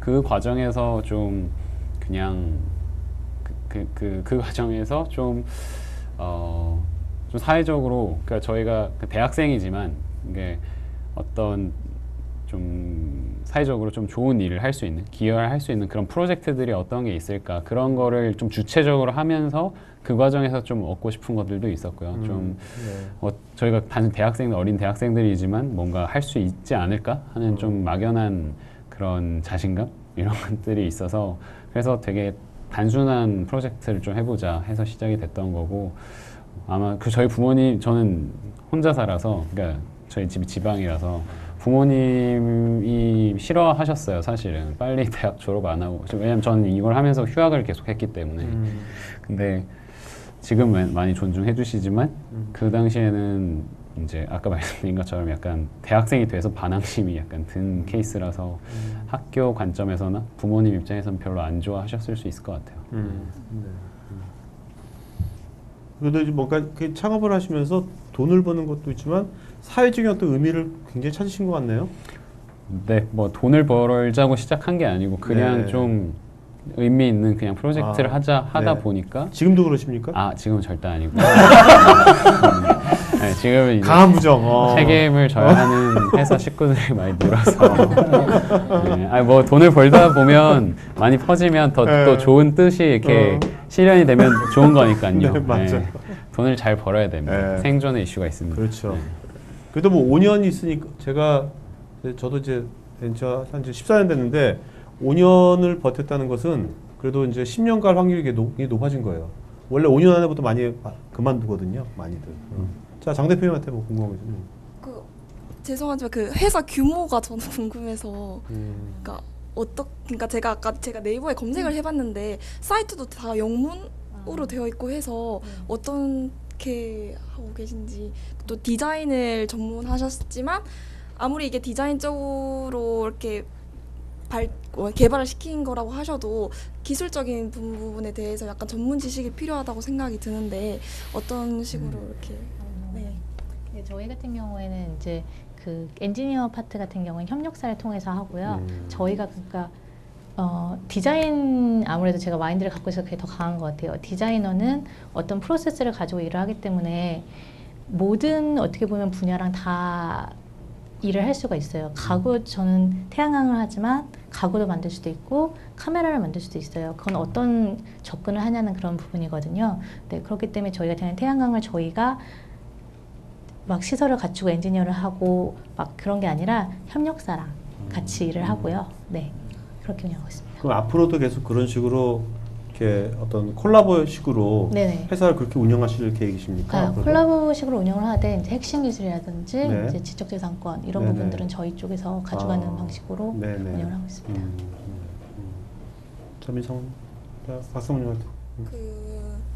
아까 제4혁명에 대해서 말씀을 하셨는데, 그럼 이제 마지막 정리하는 느낌으로 저희 토크를 학생들에게, 미래를 이끌어갈 학생들에게 그런 메시지를 약간 이런 데 도전하라는 메시지를 해주실 수 있으실까요? 네, 지금은 사실은 참 그 학생들에게 참 어려운 시기라고 생각하면 어려운 시기고요. 정말 기회라고 생각하면 기회인 시기입니다. 왜냐 그러면 지금 저희 나라가 OECD에 들어가 있지만 지금 저희가 나라에 있는 우리나라에 있는 대부분의 산업은 기존에 있는 2차 산업혁명의 그 산업 방식입니다. 근데 지금 이 기존에 있는 그 대량 생산, 대량 발전하는 이런 어떤 산업에다가 새로운 IT 정보통신 기술이 들어가서 그 다음에 4차 산업이 되는데요. 완전 산업이 바뀌어지고 있는 시기입니다. 그래서 이 부분을 제가 지금 보면은 그 가천대라든지 저기 숭실대라든지 한국과기대 이런 데 보면 청년 멘토링 프로그램이 있습니다. 그런 데 가서 이제 이렇게 이야기를 합니다. 본인이 전공이 만약에 전기과다. 이러면 가급적이면 지금 전기와 조금 다른 분야에 있는 분야를 취직을 한번 해보시라. 하지만 그 뒤로는 자기가 취미를 가지든지 어떤 걸 가지든지 소프트웨어 기술을 항상 연마를 해라. 그러다 보면 일단 자기 전공 분야 하나가 있고요. 네. 어차피 회사에 가 있는 부분 뭐 기존에 가서 인턴을 하시든 뭐 어떻게 하시든 그걸 하면 2개를 접목을 하는데요. 네. 이 2개를 접목한 상태에서 뒤에 프로그래밍을 하는 소프트웨어 기술이 있으면 직장은 늘렸습니다. 아마 그런 기술이 있다라고 하면 지금 앞에 지금 아주 젊으신 분이 사업자분 있잖아요. 네. 아이템이 훨씬 더 좋아질 거예요. 네. 근데 하나만 해가지고는 계속 하나만 하는 산업은 자꾸 줄어듭니다. 지금 그 부분을 가지시면 그런 부분에 있는 인재들은 지금 찾고 있습니다. 그러니까 뭔가 이제 전공 불문하고 네. 이제 소프트웨어 어떤 그런 이제 코딩하는 기술은 우리가 파워포인트 하듯이 네. 영어 하듯이 네. 그런 필수가 돼야 된다. 필수입니다. 네. 네. 자, 그러면 이제부터 여러분들 질문 받도록 하겠습니다. 자, 근데 그 질문 받기 전에 혹시 뭐 세계 회사다 이제 성장하는 회사들이니까 뭐 이제 인턴이나 직원들 같은 거 뽑지 않나요? 이거 어떠세요? 네. 저희가 지금 보면 작년에 한 12명에서 지금 35명이 됐는데요. 네네. 뭐 언제든지 뽑습니다. 뽑는데요. 네. 먼저 저희는 헤드헌터를 통해서 항상 그 사람을 받고 있습니다. 네네네. 받고 한번 하고 나서 그 다음에 이제 그 뽑는 방식이 그 관련돼 있는 직원들이 면접을 봅니다. 네. 그래서 그 직원들이 자기와 같이 해야 될 사람을 뽑습니다. 아, 네. 여기는 항상 어떻게 문제가 하세요? 있습니다. 네, 저희도 뽑고 있습니다. 뽑고 있어요? 네. 어떻게 권 대표님은? 네, 저희도 저를 제외하고는 네. 다 인턴으로 들어온 친구들이 아. 지금 구성이 돼서 저희도 30명 정도 되는데요. 아, 네. 그래서 지금 저희 회사의 넘버 2인 이사도 인턴으로 들어왔었어요. 자, 그러면 그 오늘 이게 뭐 이거 면접장은 아니지만 이게 질문한 거 보고서 이거 괜찮다 하면 나중에 나중에 인턴 면접을 볼 수 있는 기회는 주실 수 있는 거죠? 항상 열려 있습니다. 그죠? 네. 여러분 기회가 자주 오는 게 아니에요, 여러분. 네. 자, 이제 질문 시작하겠습니다. 자, 질문. 네. 아무나 하면 돼요. 오케이. 네네. 서서 하고 뭐 마음대로 해. 장 대표님한테 질문을 드리고 싶은데요. 요즘 전기 자동차도 활성화되고 있잖아요. 근데 활성화가 되는데 지금 아직까지 그렇게 막 상용화가 안 되는 이유 중에 하나는 주유, 즉 충전 시설이 부족해서라고 알고 있는데 혹시 그러한 것도 그러한 저런 그 디자인 같은 걸로 극복이 가능한가요? 그런 것들 같은 경우에는 이제 굉장히 그 전력 양이 좀 중요하기 때문에 차량 움직일 정도로 그렇기 때문에 저희 같은 경우에는 굉장히 되게 높은 광전 효율, 그래서 그 갖고 다니는 휴대성에 굉장히 많이 집중이 되어 있거든요. 작지만 효율이 높은 거. 이제 차 같은 경우에는 조금 더 스케일이 크기 때문에 제가 아직 거기까지는 사업권이 안 가서 생각을 안 해봤는데 그것도 꼭 생각해봐야 되는 그런 부분인 것 같습니다. 전기자동차 충전 기술을 저희 회사도 하고 있습니다. 저희가 아까 발전하는 기술도 있고 전기자동차 충전 기술도 있는데요. 아마 질문하셨던 부분에서 제일 문제가 뭐냐 그러면 전기자동차와 전기자동차 충전기 간의 인터페이스 기술이 제일 중요합니다. 그래서 예를 들어서 뭐 A 회사의 자동차가 뭐 B 회사의 충전기에 가서 구보도 돼야 되고 그 다음에 C 회사가 이게 호환성이 되어야 됩니다. 그런 호환성이라는 것은 전기 기술도 필요하고요. 통신 기술도 필요하고 소프트웨어 기술도 필요합니다. 그 맞추어주는 기술이 지금 우리나라에서는 잘 안 맞고 있습니다. 그거 하나 하고요. 두 번째는 뭐가 있냐 그러면 전기자동차가 충전을 하려고 하면 어차피 전기자동차가 급속 충전하는 시간을 줄일수록 개통에서 전기가 많이 필요합니다. 그런 부분이 많이 있어야만이 전기자동차가 많이 깔릴 수 있습니다. 이걸 또 밸런스를 맞춰줘야 됩니다. 이 두 개를 맞춰줘야만이 많이 깔릴 수 있습니다. 네. 자, 질문. 네. 그 전기자동차 말씀하셨는데 저 박창민 상무님께 질문하겠습니다. 그 V2G라고 Vehicle to Grid라는 그런 프로그램이 있잖아요. 네. 그럼 그 거기에서는 이제 ESS라는 에너지 저장 장치라는 기술이 이제 개발이 필요한 부분인데 그쪽에 대해서도 지금 연구를 하고 계신 건가요? 네. 지금 저희 그리드위즈라는 회사가 가지고 있는 부분이 국제적으로 통하는 그 충전 표준 프로토콜 기술을 하고 있습니다. 그래서 전기 자동차가 첫 번째 되면 그리드 개통망으로부터 자동차로 충전하는 기술이 하나가 있고요. 지금 질문하셨던 부분은 자동차에서 개통으로 다시 방전하는 반대 방향으로 하는 그 V2G 기술이 또 필요합니다. 그래서 이 두 가지 기술이 그냥 하면 안 되고 표준이 돼줘야 되고요.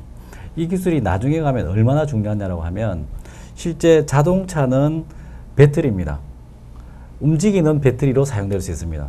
그래서 예를 들어서 저녁에 집에 가서 밤 12시부터 아침 한 8시까지 전기가 아주 안 서는 시기에 요때 전기를 차에다가 딱 저장을 해놨다가 낮에 직장에 와가지고 나중에 한 11시 그 다음에 한 1시쯤 되면 실제 미국이나 일본 같은 경우는 밤하고 낮에 피크 때하고 전기 가격이 한 10배가 차이 납니다.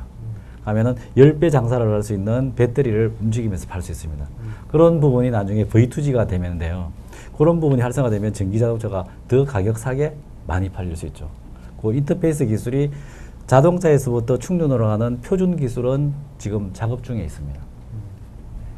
우리나라는 이 전기자동차 시장이 언제쯤 좀 우리나라는 좀 활성화가 될 것 같습니까? 이제 그 부분이 이제 제가 처음 스마트 리드를 했던 2009년도부터 참 중요하다고 했는데요. 항상 이제 모든 그 시장이라는 게 뭐 닭과 달걀 사이에 그런 문제입니다. 자동차가 많이 깔리면 충전기를 많이 깔겠다. 충전기가 많이 있으면 자동차를 많이 하겠다. 이렇게 이제 핑퐁을 치고 있는 그런 문제가 하나가 있고요. 그 다음에 또 하나는 뭐냐 그러면은 기존 그 엔진으로 되어 있는 자동차가 잘 팔리는데 전기 자동차를 빨리 만들 필요가 있냐. 그런 어떤 또 논리도 있습니다. 그래서 그런 부분이 좀. 그러니까 어쨌든 미국이나 중국보다는 굉장히 좀 그런 면에서 우리나라가 좀 뒤처져 있다. 한 2009년도에서는 이제 좀 그때 가면 좀 따라가지 않을까 했는데 아시겠지만 이 기술이라는 게 처음 조금의 갭이 있으면 시간이 가면 갈수록 이 갭이 커집니다. 네. 그런 부분이 오케이. 있습니다. 네. 또 질문? 네. 그 장성은 대표님께 질문하고 싶은데요. 아까 막 태양광 그런 거 하면은 막 오지 탐험하고 이런 사람들의 편견이 있잖아요. 근데 그런 편견을 깨고 막 이런 사업을 하시는 게 그렇게 순탄치만은 않으셨을 텐데 그 선배 창업인으로서 창업을 꿈꾸는 후배들에게 조언해주고 싶으신 게 있나요? 창업을 꿈꾸고 있어요 지금? 저는 겁이 많아가지고 그래서 조언 받고 싶어서 질문했어요. 네. 어떻게 보면은 그 시장이 있는지 저희가 이제 고민하는 그런 질문해 주신 것처럼 어려웠던 부분은 이미 기존에 있는 시장의 제품들, 예를 들면 뭐 글쎄요, 가습기, 청소기, 누구나 아는 제품이고 누구나 어떻게 보면 생활에서 꼭 필요한 제품이기 때문에 그만큼 수요나 이런 것들도 되게 많은데, 저희가 좀 어렵다고 느끼는 부분은 태양광은 아는 사람들도 많지 않고, 또 그걸 안다고 해도 그거에 대해서 이제 또 구매를 하고 이런 데까지 가는 게 굉장히 어렵단 말이에요. 그래서 그런 부분이 굉장히 어려운 부분인데, 또 하지만 어떻게 보면은 저희한테는 굉장히 의미 있다고 생각하는 부분은 아무도 가지 않은 길이기 때문에 저희가 시장을 리딩할 수가 있고, 저희가 기준을 만들 수가 있고, 저희가 어떤 비전을 제시할 수 있다는 점, 그런 부분이 굉장히 또 매력적이에요. 그래서 저는 그 부분은 사업적으로도 또 이제 디자이너로서도 또 매력적으로 느끼기 때문에 그런 부분을 또 감내해 가면서 하고 있습니다. 그 대표님은 창업하신 지 몇 년 되신 거예요? 저는 4년 좀 안 됐습니다. 그 전에는 뭐 하셨어요? 저는 이제 공부하고 네. 네, 바로 와가지고 창업하게 바로. 됐습니다. 네. 공부하고 일 조금 하다가 네. 네. 자, 또 질문. 네. 정성은 대표님께 여쭈고 싶은 게 있는데, 그 예를 들어서 그런 친환경 사업이 좀 자연친화적이고 좀 점점 발전하고 있고 미래지향적인 그런 부분이 있는데, 확실히 사업성에 있어서는 아까 말씀드렸다시피 그 배터리도 되게 비싸잖아요. 그래서 주요 고객층 수요층이 되게 좁을 것 같은데, 예를 들어서 그런 수요층 확대하고자 하는 일종의 목표나 그 목표를 달성하고자 하는 계획이 혹시 있으시면은 그걸 좀 알려줄 수 있을까요? 네, 그래서 저희 같은 경우는 이제 사업 모델이 이제 두 가지거든요. 하나는 이제 B2C 이런 제품을 통한 이제 사업군이 있는 거고요. 그거는 이제 각각 개개인들의 소비자들을 향한 제품이고, 하나는 저희가 이제 이런 새로운 정말 좀 기존에 없는 시장에 없는 제품들을 내놓으면서 브랜드 이미지를 공고히하면서 B2B 시장이나 이제 그런 아까 말씀드린 그 솔라 모듈, 아까 IoT 말씀하셨는데. IoT 이제 작은 기계들이 다 전력을 항상 필요로 하기 때문에 이제 그런 데 들어가는 이제 그 B2B 시장을 저희는 이제 좀 공략을 하려고 하고 있고요. 또 이제 이거의 가격적인 부분은 항상 좀 어려운 부분인 게 맞아요. 근데 이제 지금 소재 가격이나 이런 부분들이 많이 떨어지고 있기 때문에 조금 더 대중화가 될 수 있는 시기가 빨리 올 거라고 생각을 하고, 또 이제 저희 특성상 조금 다르게 보는 관점에서 접근을 해서 사실 굉장히 저희한테 중요한 화두입니다. 어떻게 되게 좋은 에너지임에는 불명하고 모두가 보편적으로 겪고 있는 그런 핸드폰 충전 뭐 이런 부분에 대한 문제를 어떻게 태양광을 보다 효과적으로 사람들이 공감하면서 사용할 수 있도록 할까. 예, 저희가 앞으로 좀 많이 고민하고 있고 고민해야 할 그런 부분인 것 같습니다. 네. 또 질문. 네, 그 강의 정말 잘 들었고요. 그 질문이 두 가지가 있습니다.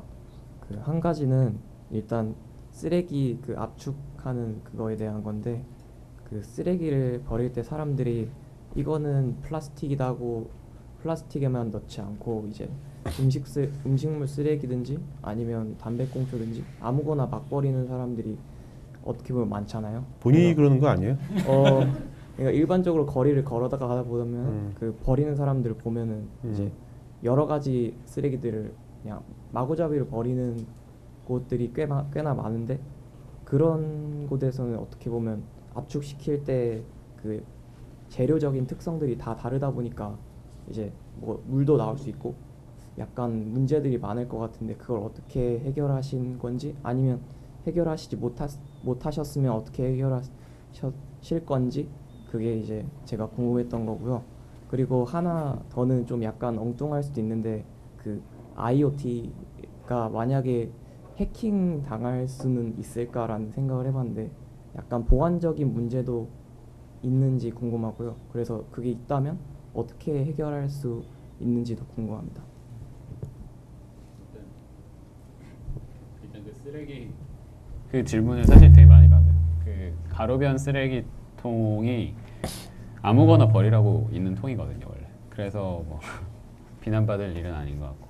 그래서 그 음식물이나 뭐 이렇게 테이크아웃 잔 같은 거 내용물이 있는 채로 버리신 분들이 사실 되게 대부분이거든요.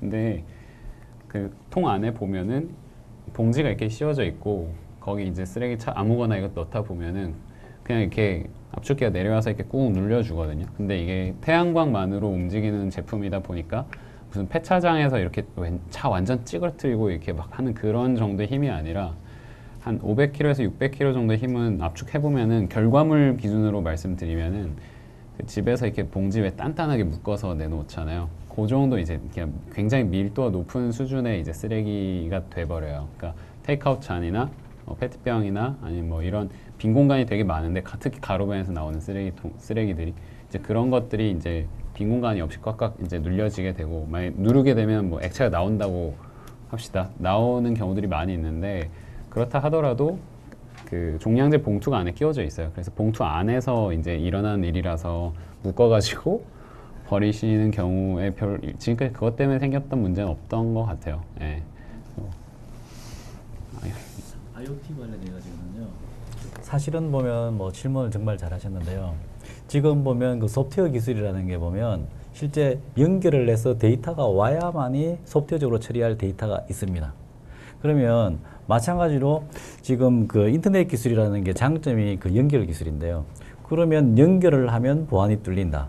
그러면은 연결 안 하고 보안을 안 할래. 이렇게 하는 쪽이 있습니다. 예를 들어서 우리 뭐 군이라든지 특수한 이런 데 보면 보안이 중요하기 때문에 이게 못합니다라고 하는 기술 발전이 있고요. 근데 지금 기술을 선도하고 있는 그 미국 방식을 보면 이런 제약이 있기 때문에 걔를 해결할 수 있는 신기술이 필요하다. 이렇게 나가는 거예요. 그래서 IoT를 한다라고 하면은 실제 IoT라고 하기 위해서는 그 인터넷 프로토콜 밑에 통신이 들어갑니다. 그럼 통신 매체 자체의 보안을 위한 통신 기술이 있습니다. 그 다음에 인터넷 프로토콜 자체에 또 들어가는 보안 IPsek이라는 또 통신 기술이 있고요. 그 다음에 거기 위에 올라가는 트랜스포트 계층의 TLS라는 또 네트워크가 있고 어플리케이션에서 들어가는 또 이래서 몇 중으로 해서 들어가는 기술들이 다 있습니다. 뭐 이 아주 몇 겹으로 해서 보완하는 새로운 기술을 만들래? 아니면은 아예 이 부분은 위험하기 때문에 연결 안 하고 리서비스 안 할래? 그거 시장이 있을 때 도전하는 사람만 그 산업에 들어갈 수 있습니다. 네. 자, 또 질문. 네. 장성원 대표님께 질문하고 싶은데 제가 디자인 쪽은 하나도 모르는데 지금 그 이렇게 개발하신 제품도 이쁘고 그 통 자체가 되게 이쁜데 이거 통 제품 감싸는 통도 직접 디자인하신 건지? 네, 직접 디자인했습니다. 옷도 디자인하신 거예요? 아, 이거요? 네. 로고만. 아, 로고만. 자, 또 질문 있어요? 뒤에. 장성은 대표님께 질문 드립니다. 앞에 태양광 에너지 충전기가 너무 훌륭해 보여서 질문 드리는데요. 일반적으로 배터리는 사용 기간, 교체 기간이 존재하는 걸 알고 있어요. 근데 앞에 태양광 충전기도 사용 기간적 측면에서 효율성이 얼마나 감소되는지 그걸 듣고 싶습니다. 네. 이제 태양광 충전기 같은 경우는 배터리에 비해서는 이제 좀 감소되는 게 배터리 같은 경우는 뭐 스마트폰 사용해 보면 2년 지나면은 되게 많이 줄잖아요. 그 정도는 아니고 이제 각각 그 타입이나 그 제품에 따라서 좀씩 틀립니다. 근데 이제 뭐 한 10년 정도 지나게 되면은 뭐 90%나 뭐 80% 이렇게 좀 줄어드는데 그 줄어드는 게 지금 사용하시는 배터리 부분이나 이런 부분보다는 훨씬 더 적고요. 그렇기 때문에 이제 저희 제품 같은 경우에는 배터리랑 같이 연결이 되어 있지 않아요. 왜냐면 배터리랑 같이 되어 있는 순간 배터리의 수명 때문에 태양광 패널 자체의 수명도 줄어들 수밖에 없기 때문에 그렇게 보면 오히려 더 친환경적인 게 아니라 더 오래 쓸 수 있는 제품을 더 이렇게 못 쓰게 되는 거잖아요. 그래서 그 부분은 이렇게 분리되어서 사용하고 있고. 네. 네. 네. 그 IoT 관련해서 질문 드릴 게 하나 있는데 소프트웨어 쪽 공부라는 게 그러니까 그 프로그램을 요새 스마트폰으로도 조절할 수 있다고 생각하는데 그럼 그쪽으로도 투자를 많이 하시는지 그 안드로이드나 그런 쪽에는 지금 발전 가능성이 별로 없는 건가요? 기존의 그 IoT라는 부분이 있지 않습니까? 어떤 그 사물이나 기기에 연결하는 기술은 IoT 기술이고요. 그 다음에 뭐 안드로이드를 쓴다든지 뭐 아니면은 뭐 iOS를 쓴다든지 이런 어떤 운영체제가 필요한 부분이 있습니다. 그런 거는 산업마다 다르고요. 지금 저희 그 산업에서 쓰는 부분은 실제로 필요하면은 아주 작은 특수 목적의 인베디드 OS라고 있습니다. 이런 작은 부분이 쓰고 있습니다. 그래서 그런 부분을 쓰고 그런 OS라는 부분은 이제 용도에 따라서 다른데 지금 그 IoT가 왜 필요하냐라고 하면은 그런 각 기기에 대해서 아주 지금 보면 그 유선 통신에서는 큰 기기는 다 인터넷에 붙어 있습니다. 붙어 있는데 지금 보면은 이제 산업으로 보면은 뭐 전신주에 들어가는 센서라든지 아니면 각각의 떨어져 있는 뭐 기후 정보, 습도 정보, 여러 가지 정보 이런 정보를 가지고 오기 위한 부분이 IoT고요. 그래서 이제 이 정보를 가지고 오는 OS는 다양하게 있을 수 있습니다. 저기 권 대표님 지금 그 IoT 쪽에 사물인터넷 쪽에 지금 센서 해가지고 사업하시잖아요. 사업가로서 지금 사실 뭐 빅데이터, 뭐 클라우드, 뭐 IoT 하지만 실제로 사업은 뭐 그런 것들이 막 어떤 거지만 실제 활성화되지는 잘 않고 있죠. 쉽지 않잖아요. 어떠세요? 사업가로서 IoT 쪽이 해보시니까 진짜 이거 돈이 될 것 같다라는 생각이 드십니까? 아니면 어떠세요? 지금 해보시니까? 그 되게 핫하고 뭐 얘기 많이 하지만 실제로 지금 필드에서 IoT로 되게 퍼포먼스가 좋은 기업은 별로 없는 것 같긴 해요. 네. 근데 기술적인 컨셉만 놓고 봤을 때는 제 개인적으로 봤을 때 IoT가 전혀 새롭진 않거든요. 그러니까 네. 어떤 느낌이냐면 유비쿼터스, 뭐 M2M 옛날부터 있었어요. 컨셉 자체는 옛날부터 있고 바뀐 거는 데이터 통신이 싸진 거밖에 없어요. 네. 그러니까 뭐 여러 조금씩 이제 새로운 기술이 나왔겠지만 옛날에 이제 예를 들어 저희가 하고 있는 IoT 이런 서비스들도 효용이 뭐 예를 들어서 뭐 100이다라고 했을 때 그거를 얻기 위해서 옛날 같으면 왜 핸드폰 가운데 버튼, 인터넷 버튼 잘못 누르면 막 비용 많이 나와서 막 울잖아요. 그런 것처럼 옛날에는 이 100의 효용을 얻으려면은 막 한 300의 비용을 들여야 이제 얻을 수 있는 그런 상황이었어요. 컨셉 유비쿼터스란 컨셉이라면. 근데 IoT라고 이름이 바뀐 게 그냥 저는 데이터 통신이 이제는 막 그 예전에 300이었으면 지금 한 10 정도의 비용만 들이면 똑같이 데이터 통신을 쓸 수가 있거든요.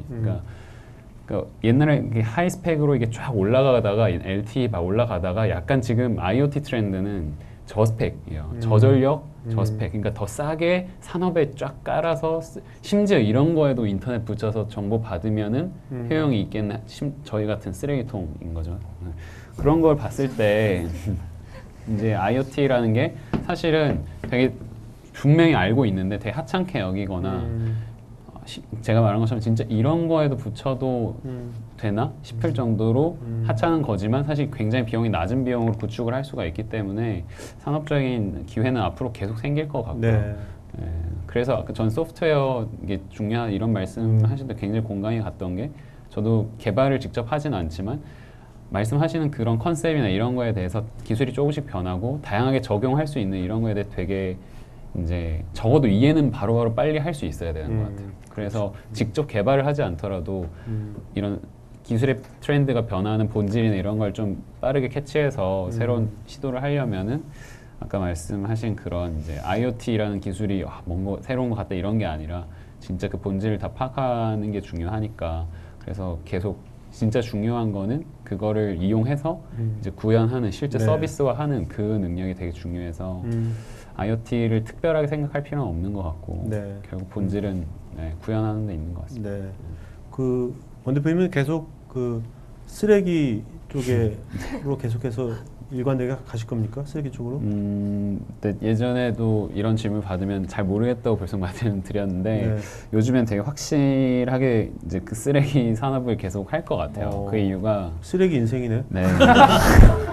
되게 일관된데 그러니까 저도 쓰레기 별로 안 좋아했어요.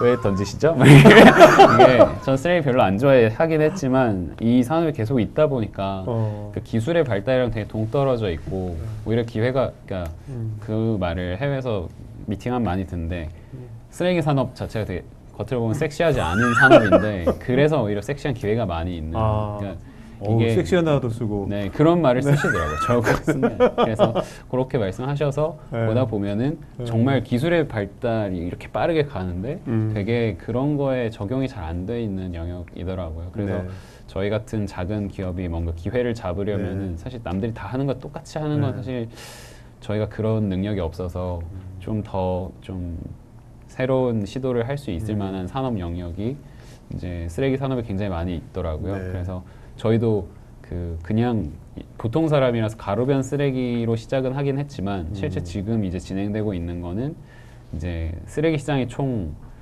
그러니까 일반 쓰레기, 그러니까 가정용이나 이런 쓰레기 전문가야. 상업 시설, 근데 산업 폐기물 이렇게 나눌 수가 있는데 이제 그 뒷부분이 이제 IoT 서비스 이런 걸 적용해서 이제 아까 저는 그런 부분이 굉장히 핏이 잘 맞고 그 전기를 이렇게 데이터화 시켜가지고 이렇게 하는 그거랑 거의 똑같은데 이제 쓰레기 발생량 이런 것들을 실시간 즉각적으로 파악할 수 있고 미래 예측을 할 수가 있고 그걸 기반으로 이제 실제 수거하거나 이런 스케줄링을 하거나 자원 관리를 하는 거라서 그렇겠네요. 자원을 쓰레기로 바꿔서 치환해서 생각해 보시면 사실 거의 유사한 솔루션이라고 보시면 돼요. 그렇네요. 진짜 아이템은 되게 잘 잡으신 것 같아요. 진짜 이게 뭔가 유니크해야 되거든요. 남들 다 아는 거는 굉장히 위험한 거거든요. 어떻게 보면. 근데 사업으로서 진짜 쓰레기 그쪽은 굉장히 괜찮은 것 같아요. 쓰레기와 기술을 융합시킨 거 아닙니까 지금요. 굉장히 좋은 아이템인 것 같은데요. 쓰레기 좋아하시는 분 있으면 연락 주세요. 자, 또 질문. 네. 두 가지 질문이 있는데요. 대표님 두 분한테 질문 하나랑 박상무님한테 질문 하나 드리겠습니다. 대표님들은 창업을 하신 건데 저는 분명히 창업을 할 때는 그만큼 큰 리스크가 존재한다고 생각하거든요. 근데 창업을 시도했을 때 그 리스크를 만약에 받았을 때 그 이후에 대책을 혹시 세우고 있었는지 아니면 혹시 사업에 대해서 큰 확신이 있었는지 그게 궁금합니다. 그리고 상무님한테는 이제 4차 산업혁명이 일어나면서 여러 가지 융합한 기술들이 융합한 그런 게 매우 중요하다고 하셨는데 저는 어떻게 보면 오늘 에너지 분야는 좀 동떨어진 생명 쪽을 전공하고 있는 학생인데 만약에 생명 쪽에도 그런 게 응용하고 융합이 가능한지 그런 쪽 가능성은 어떻게 보시는지 궁금합니다. 네네. 그 막연하게 사업이라고 하면 이게 리스크가 크다고 생각을 많이 하시는데 저는 모르겠습니다. 과거에도 그랬지만 지금도 똑같이 생각하는데 별로 잃을 게 별로 없거든요. 그러니까 이뤄놓은 게 별로 없다고 생각하고 다들 비슷할 거라 생각해요. 저는 아직도 그렇게 생각하는데 그래서 별로 잃을 게 없어서 큰 리스크도 없고 막 사업하면 빚 많이 져서 나중에 빚더미에 앉는 거 이 얘기를 너무 많이 듣는데 사실 저가 되게 잘 아는데 좀 나이가 몇 살 많겠지만 거의 또래라고 보시면은 어린 나이에 빚더미 앉기가 너무너무 어려워요. 왜냐하면 아무도 돈을 안 빌려주거든요. 돈을 안 빌려주기 때문에 빚더미에 앉을 수는 없고 여긴 쓰레기 더미 위에 앉아. 네.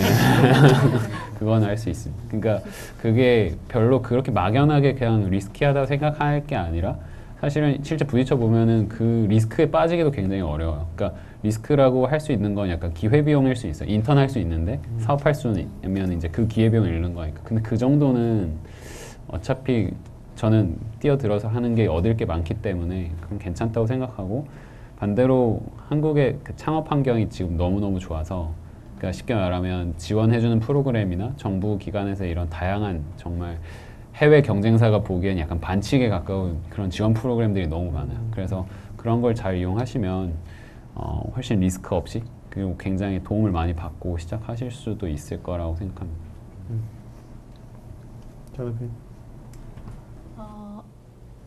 저도요?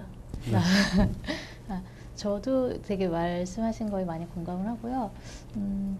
일단 저 같은 경우에는 뭐 리스크를 생각하기보다는 되게 그냥 하고 싶었어요. 하고 싶은, 그러니까 전 디자인을 전공을 했는데 내가 배운 걸로 내가 이렇게 학교에서 열심히 배웠는데 그리고 나는 이걸 좋아하는데 이걸로 내가 얼마만큼 뭐를 어떻게 할 수 있을까 그런 부분들에 대해서 막 실패나 이런 거에 대해서 많이 생각하진 않고 나는 해야겠다 좀 그런 게 좀 어떻게 보면 약간 무모했을 수도 있는데 그런 부분이 좀 컸던 것 같습니다. 저희는 지금 그 산업이 이제 바꾸어 가는 부분이 있잖아요. 이 산업을 바꾸어 가려고 하면 제일 중요한 게 시스템이라고 보고 있습니다. 그래서 어차피 그 산업을 바꾸는 시스템을 만들어야 되는데요. 지금 생명하고 이제 관련을 지어보면 저희는 산업 중에서 에너지 산업을 했습니다. 에너지 산업도 저희는 전력을 제일 먼저 했고 요 부분을 하고 나면 이제 가스, 그 다음에 물, 이런 어떤 에너지 산업이 있고요. 그 다음에 교통, 그 다음에 생명과 관련되어 있는 의료 산업, 쭉 산업을 나눠줄 수 있습니다. 그래서 지금 저희는 시스템적으로 접근을 합니다. 시스템적으로 시스템을 만들어 놓고 IoT 기술을 가져다가 어떻게 효율을 할까, 데이터를 가져다가 이랬는데요. 아마 생명 쪽에 접근을 한다 그러면은 아마 뭐 의사분이나 이렇게 생명 이런 쪽에 다루시는 분들이 접근하는 방식이 있고 시스템으로 접근하는 방식이 있고 나눠볼 수 있을 겁니다. 먼저 저희가 만약에 접근을 한다고 하면 생명과 관련되어 있는 의료, 병원, 보험 이런 쪽에 있는 데이터들을 다 가지고 쏠 수 있는 그 라인을 다 깝니다. 그래서 환자의 진료 기록, 그 다음에 병원에서 처방전, 그 다음에 약국에서 약을 파는 거, 제약회사에서 만드는 거 모든 거의 데이터를 가져와서 다 연결을 합니다. 관리를 하는 거죠. 요 관리를 하면서 해주는 이런 시스템적인 접근이 있고요. 요런 걸 내주면 뭐 의사분이나 약사분 하는 부분들은 이 데이터를 가지고 더 전문성을 할 수 있습니다. 그래서 지금은 어떤 특수한 특정 부분에 있는 사업을 하는 것 같으면은 한 그 부분만 하면 되는데요. 산업혁명이라고 할 정도가 되면 시스템적으로 들어가야 됩니다. 시스템이 하지 않으면 이 산업이 바꿔줄 수가 없습니다. 시스템이란 건 거기 뭔가 이게 알파고처럼 나중에 이제 인공지능도 들어가겠죠. 뭐 머신러닝 같은 것도 나중에 결국은. 네. 그 시스템이라고 하면 그런 데이터를 가지고 처리할 수 있는 데이터를 가지고 오는 거, 데이터를 모아서 분류하는 거, 데이터를 처리하는 거 이런 부분들이 다 포함되는데 소프트웨어 기술이죠. 소프트웨어 기술. 자, 또 여기 질문 안 저는 에너지 분야가 기술만으로는 거의 선진국에서도 앞서간다고 생각하는데 이제 시장 면에서 보면은 국내 시장에 해외 시장을 많이 못 따라간다고 얘기를 들었거든요. 근데 그것에 대해 문제점이 무엇인지 좀 알고 싶어요. 지금 에너지가 제가 처음 그 IT 쪽을 하다가 에너지를 처음 했을 때 우리나라 전력 에너지가 세계 3등 안에 들은다라고 했었어요. 그 3등 안에 들은다라는 게 보면 실제로 우리가 산업화가 된 시기가 얼마 안 되기 때문에 실제 그 전력, 송신망, 배전망 이런 부분이 다 새로 깔은 거죠. 그런 부분이 이제 새거라는 건데요. 실제 이 부분이 실제 새로운 신재생 에너지 베이스로 바뀌기 위해서는 도리어 더 걸림돌이 될 수 있습니다. 새로운 패턴으로 바뀌어야 되는데 옛날 방식의 세계 가지고 있으니까 안 바꾸고 싶는 거죠. 그래서 지금 우리가 앞에 나갔다라고 했던 부분은 옛날 방식, 이전 방식. 지금 에너지 부분에 IoT가 들어오고 빅데이터가 들어오고 실제로 알파와 같은 인공지능이 들어가는 시스템으로 바꾸고 싶은데 아직 쓰고 있는 부분이 고장이 안 생겼는데 바꿀 수 있겠습니까? 그런 부분에 대한 갭이 지금 우리 전 산업에 다 깔려져 있습니다. 그거에 대한 인식 전환이 필요합니다. 권 대표님한테 질문인데요. 그 IoT 기술로 이제 폐기물이 얼만큼 어느 지역에 얼만큼씩 이렇게 나오고 있는지를 이제 정보를 이제 망을 구축할 수가 있는 거잖아요. 그럼 그 구축한 것을 단순히 이제 폐기물 어느 시기에 수거하는지에 대해서 이제 알려주는 정도로 이용을 할 수 있는 건지 혹은 이제 폐기물도 이제 자원이라고 하셨는데 이제 자원도 이제 폐기물도 이제 폐기물 에너지로 이제 쓸 수 있는 거잖아요. 그러면 그쪽 산업하고도 이제 연관지어서 이제 정보를 이용할 수 있는 건지에 대해서 질문드리고 싶습니다.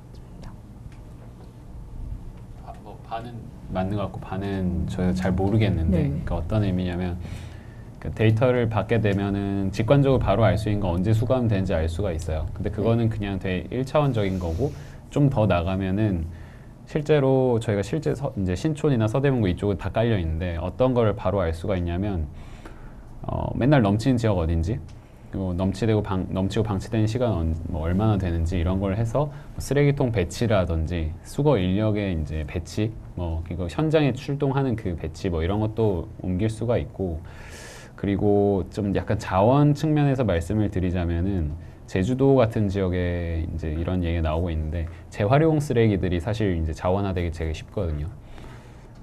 근데 그 에너지 측면보다는 자원 측면에서 말씀드리면 이제 병끼리 얼만큼 그 아파트 같은데 보면 종이, 뭐 병, 캔 이렇게 따로 모으잖아요.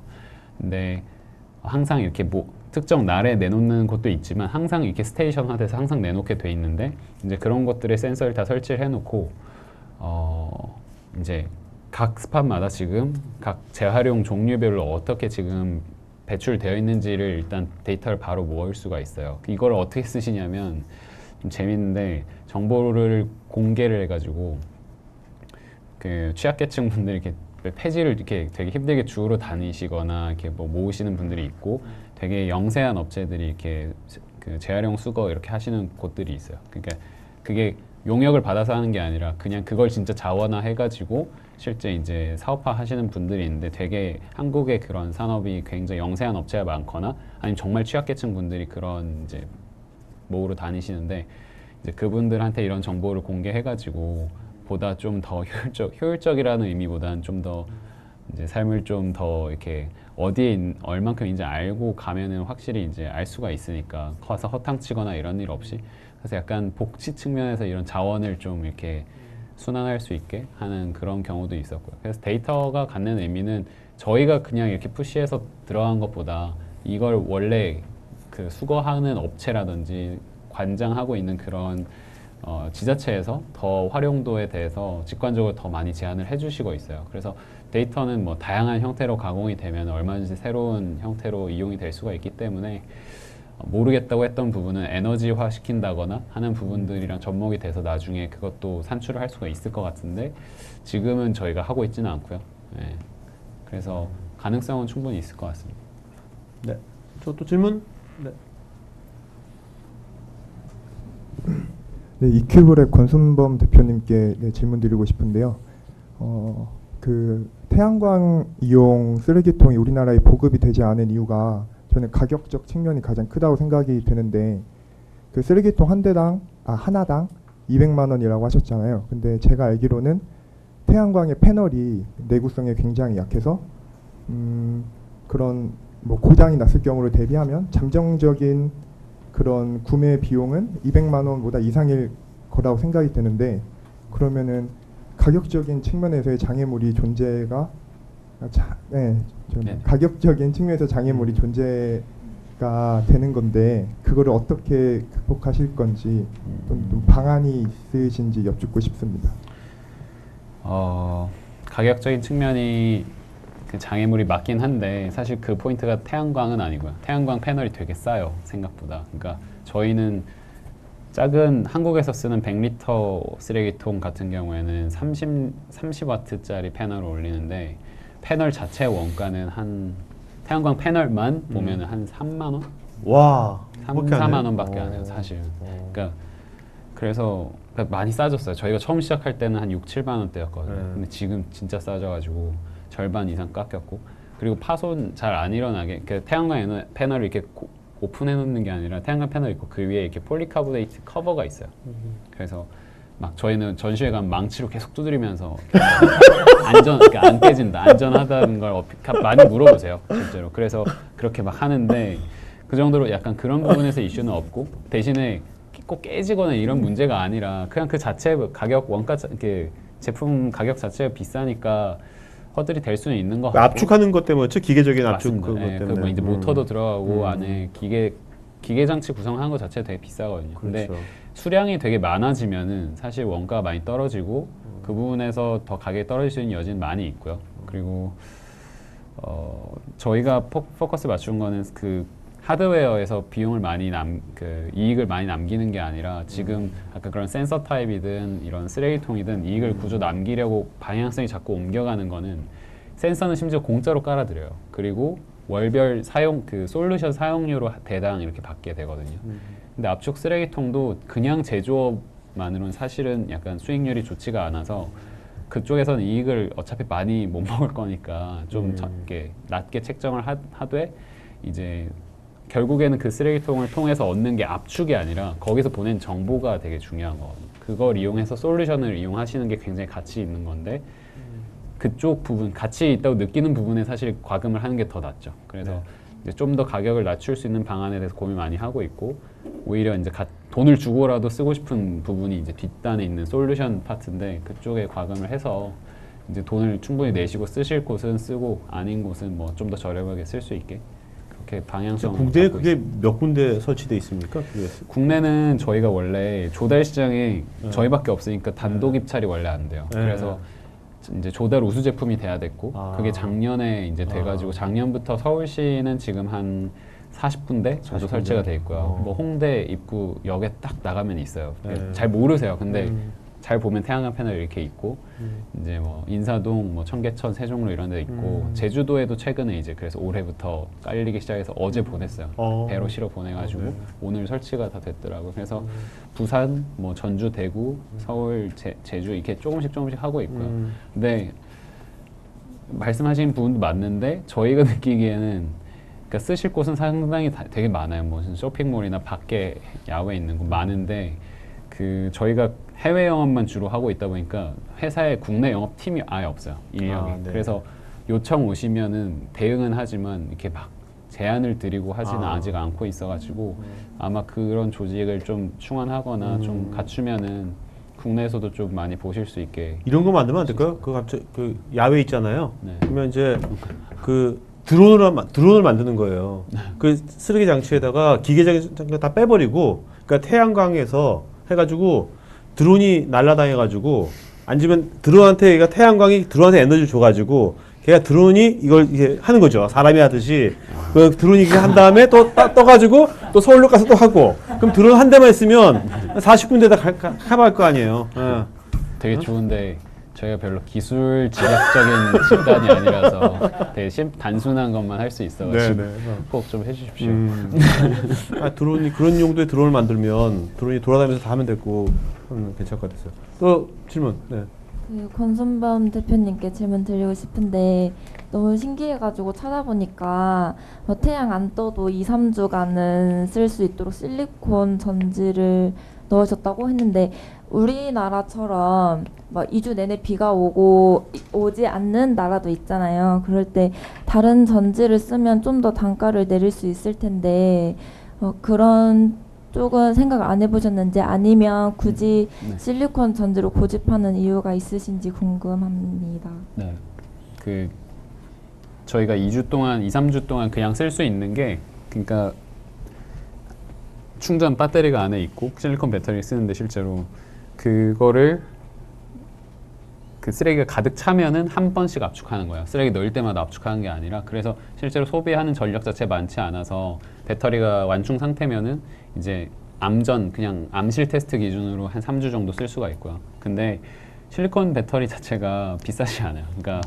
실리콘 배터리 쓰는 이유는 그 보통 생각하는 그 외 납축 전지를 그냥 쓰거든요. 일반적으로 태양광 시설에 쓰는. 근데 그걸 썼었는데 그 실리콘 계열로 바꾼 이유는 좀 그 충방전에 대한 그 내구도가 좀 높고 더 오래 쓸 수 있고 그리고 되게 추운 나라, 되게 더운 나라 뭐 이런 그러니까 거의 비슷한데 조금씩 더 허들이 높아요. 그래서 한국에서 그거 되게 구하고 싶었는데 못 구해가지고 생산한 업체가 없어서 중국 제품은 다 좀 안 좋다고 생각하겠지만 중국에서 그거를 생산하는 되게 유력한 업체가 있어가지고 찾아가서 진짜 저희 거에 딱 핏한 형태로 제작해달라고 해가지고 되게 싸기도 쌉니다. 그래서 별로 비싸지 않고 저희 것도 아까 배터리가 되면은 한 그 아이폰 배터리 효율 떨어진 것처럼 바꿔야 되거든요. 한 3년에 한 번씩은 바꿔줘야 좀 충분히 쓸 수 있는데 한 배터리당 원가 기준으로 말씀을 드리면 한 4-5만 원 안 해요. 그러니까 3-4만 원대에서 교체를 할 수가 있어서 그래서 큰 이슈는 아닌 것 같아요. 그냥 다른 부분이 오히려 더 비용이 많이 들어서.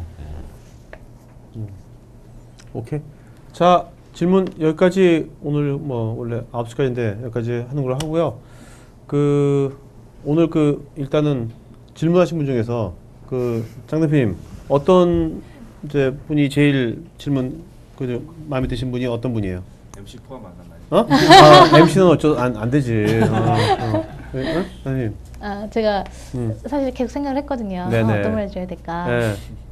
근데 그 디자인하고 되게 관련이 없으신 분 같아요. 근데 약간 엔지니어, 약간 공학도 같은데 뭐 디자인 쪽으로 한번 또 관심 있게 생각을 해보면 어떨까 하는 생각에서 옆에 여자분 드리겠습니다. 어떤 분이요? 지금? 네. 네. 아. 네. 자, 권 대표님 또 누구 없어요? 권 대표님? 저는 근데 진짜 쓰레기통을 드려야 돼요. 쓰레기를 드릴 수 있는. 알겠습니다. 인상무님은? 저는 나중에 회사로 한번 오시면 네네. 저희가 한번 면접 기회도 드리고 아, 그래요? 회사가 네. 참 이쁜 곳에 있어요. 어디 있어요? 어떻게 보면 위치가 어딘데요? 판교에 있습니다. 좋다. 판교의 운중동이라고 네. 실제 그 동판교는 그 회사 건물들이 있는데요. 저희는 민가가 있는 곳에 아주 빨간 벽돌로 지어져 있는 이쁜 곳에 카페처럼 있습니다. 네. 그래서 아마 오시면 지금 그 관련되어 있는 IoT와 관련돼서 이런 것도 볼 수 있고 맛있는 커피도 드릴게요. 자, 그러면 여기 있는 분들이 상무님 전화만 아니까 그때 우리 진로 멘토링 TV에 봤다. 오시면 커피 주고 면접해 주는 겁니까? 보면? 네. 여러분들 꼭 그런 거 잘 활용하세요. 알겠죠? 가능하면 단체로 오십시오. 단체로? 좋겠네. 네.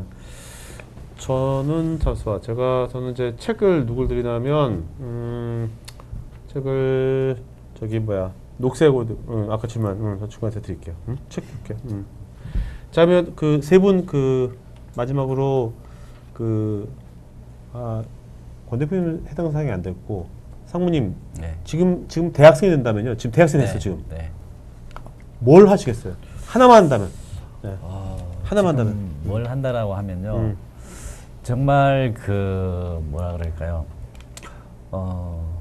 취미는 그 정보통신이나 소프트 기술을 가지는데 실제 직업은 이거와 전혀 다른 걸 가지고 싶어요. 뭐요? 요리. 요리.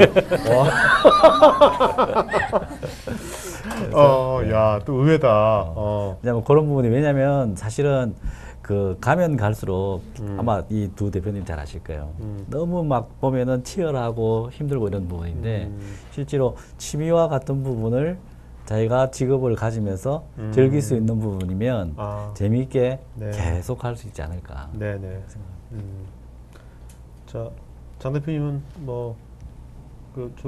졸업한 지 그래도 많이 연식이 그래도 많이 차이가 안 나지만 그래도 지금 대학생이 된다면 뭐 하시겠어요?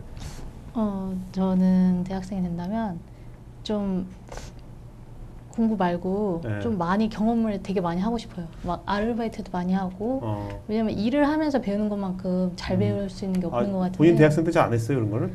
전 좀 약간 공부를 열심히 했어요. 근데 진짜 많이 그러니까 놀고 정말 많은 경험을 얻는 게 정말 나중에 일하면은 그런 기회가 진짜 없거든요. 그래서 정말 이리저리 정말 많이 해보고 싶습니다. 학점보다는? 네. 권 대표님은요? 저는 얼마 안 됐지만 올해 졸업해가지고 아니 저는 06학번인데 10년 다녔어요 학교를.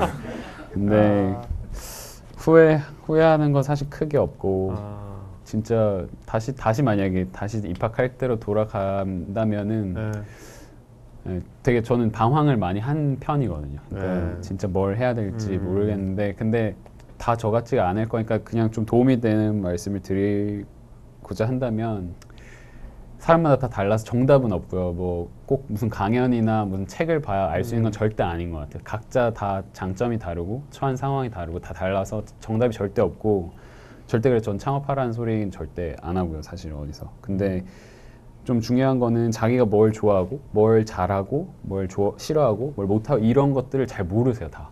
그쵸. 이게 공부만 다 똑같은 제도 안에 하다 보니까 그래서 그거를 알려면 말씀하신 것처럼 경험이 되게 중요하고 다양하게 저는 개인적으로 다양한 경험들을 하면서 내가 뭘 잘해 뭘 좋아해가 아니라 이건 아니야 하면서 걷어낸 케이스 많이 걷어냈어요. 저는. 근데 많이 좀 그냥 갔으면 갔을 만한 길들을 몇 개 걷어내고 나니까 되게 좀 남아 있는 옵션 중에 그나마 제가 되게 제 성향이랑 맞는 것들을 찾아가게 된 게 저는 어떻게 보면 창업인데 사업을 해야지가 아니라 그래서 흘러 가다 보니까 진짜 사업을 하고 있었는데 좀 다들 공부 다 열심히 하시고 하는 게 최고의 가치라고 생각하고 사실 주입을 많이 하잖아요.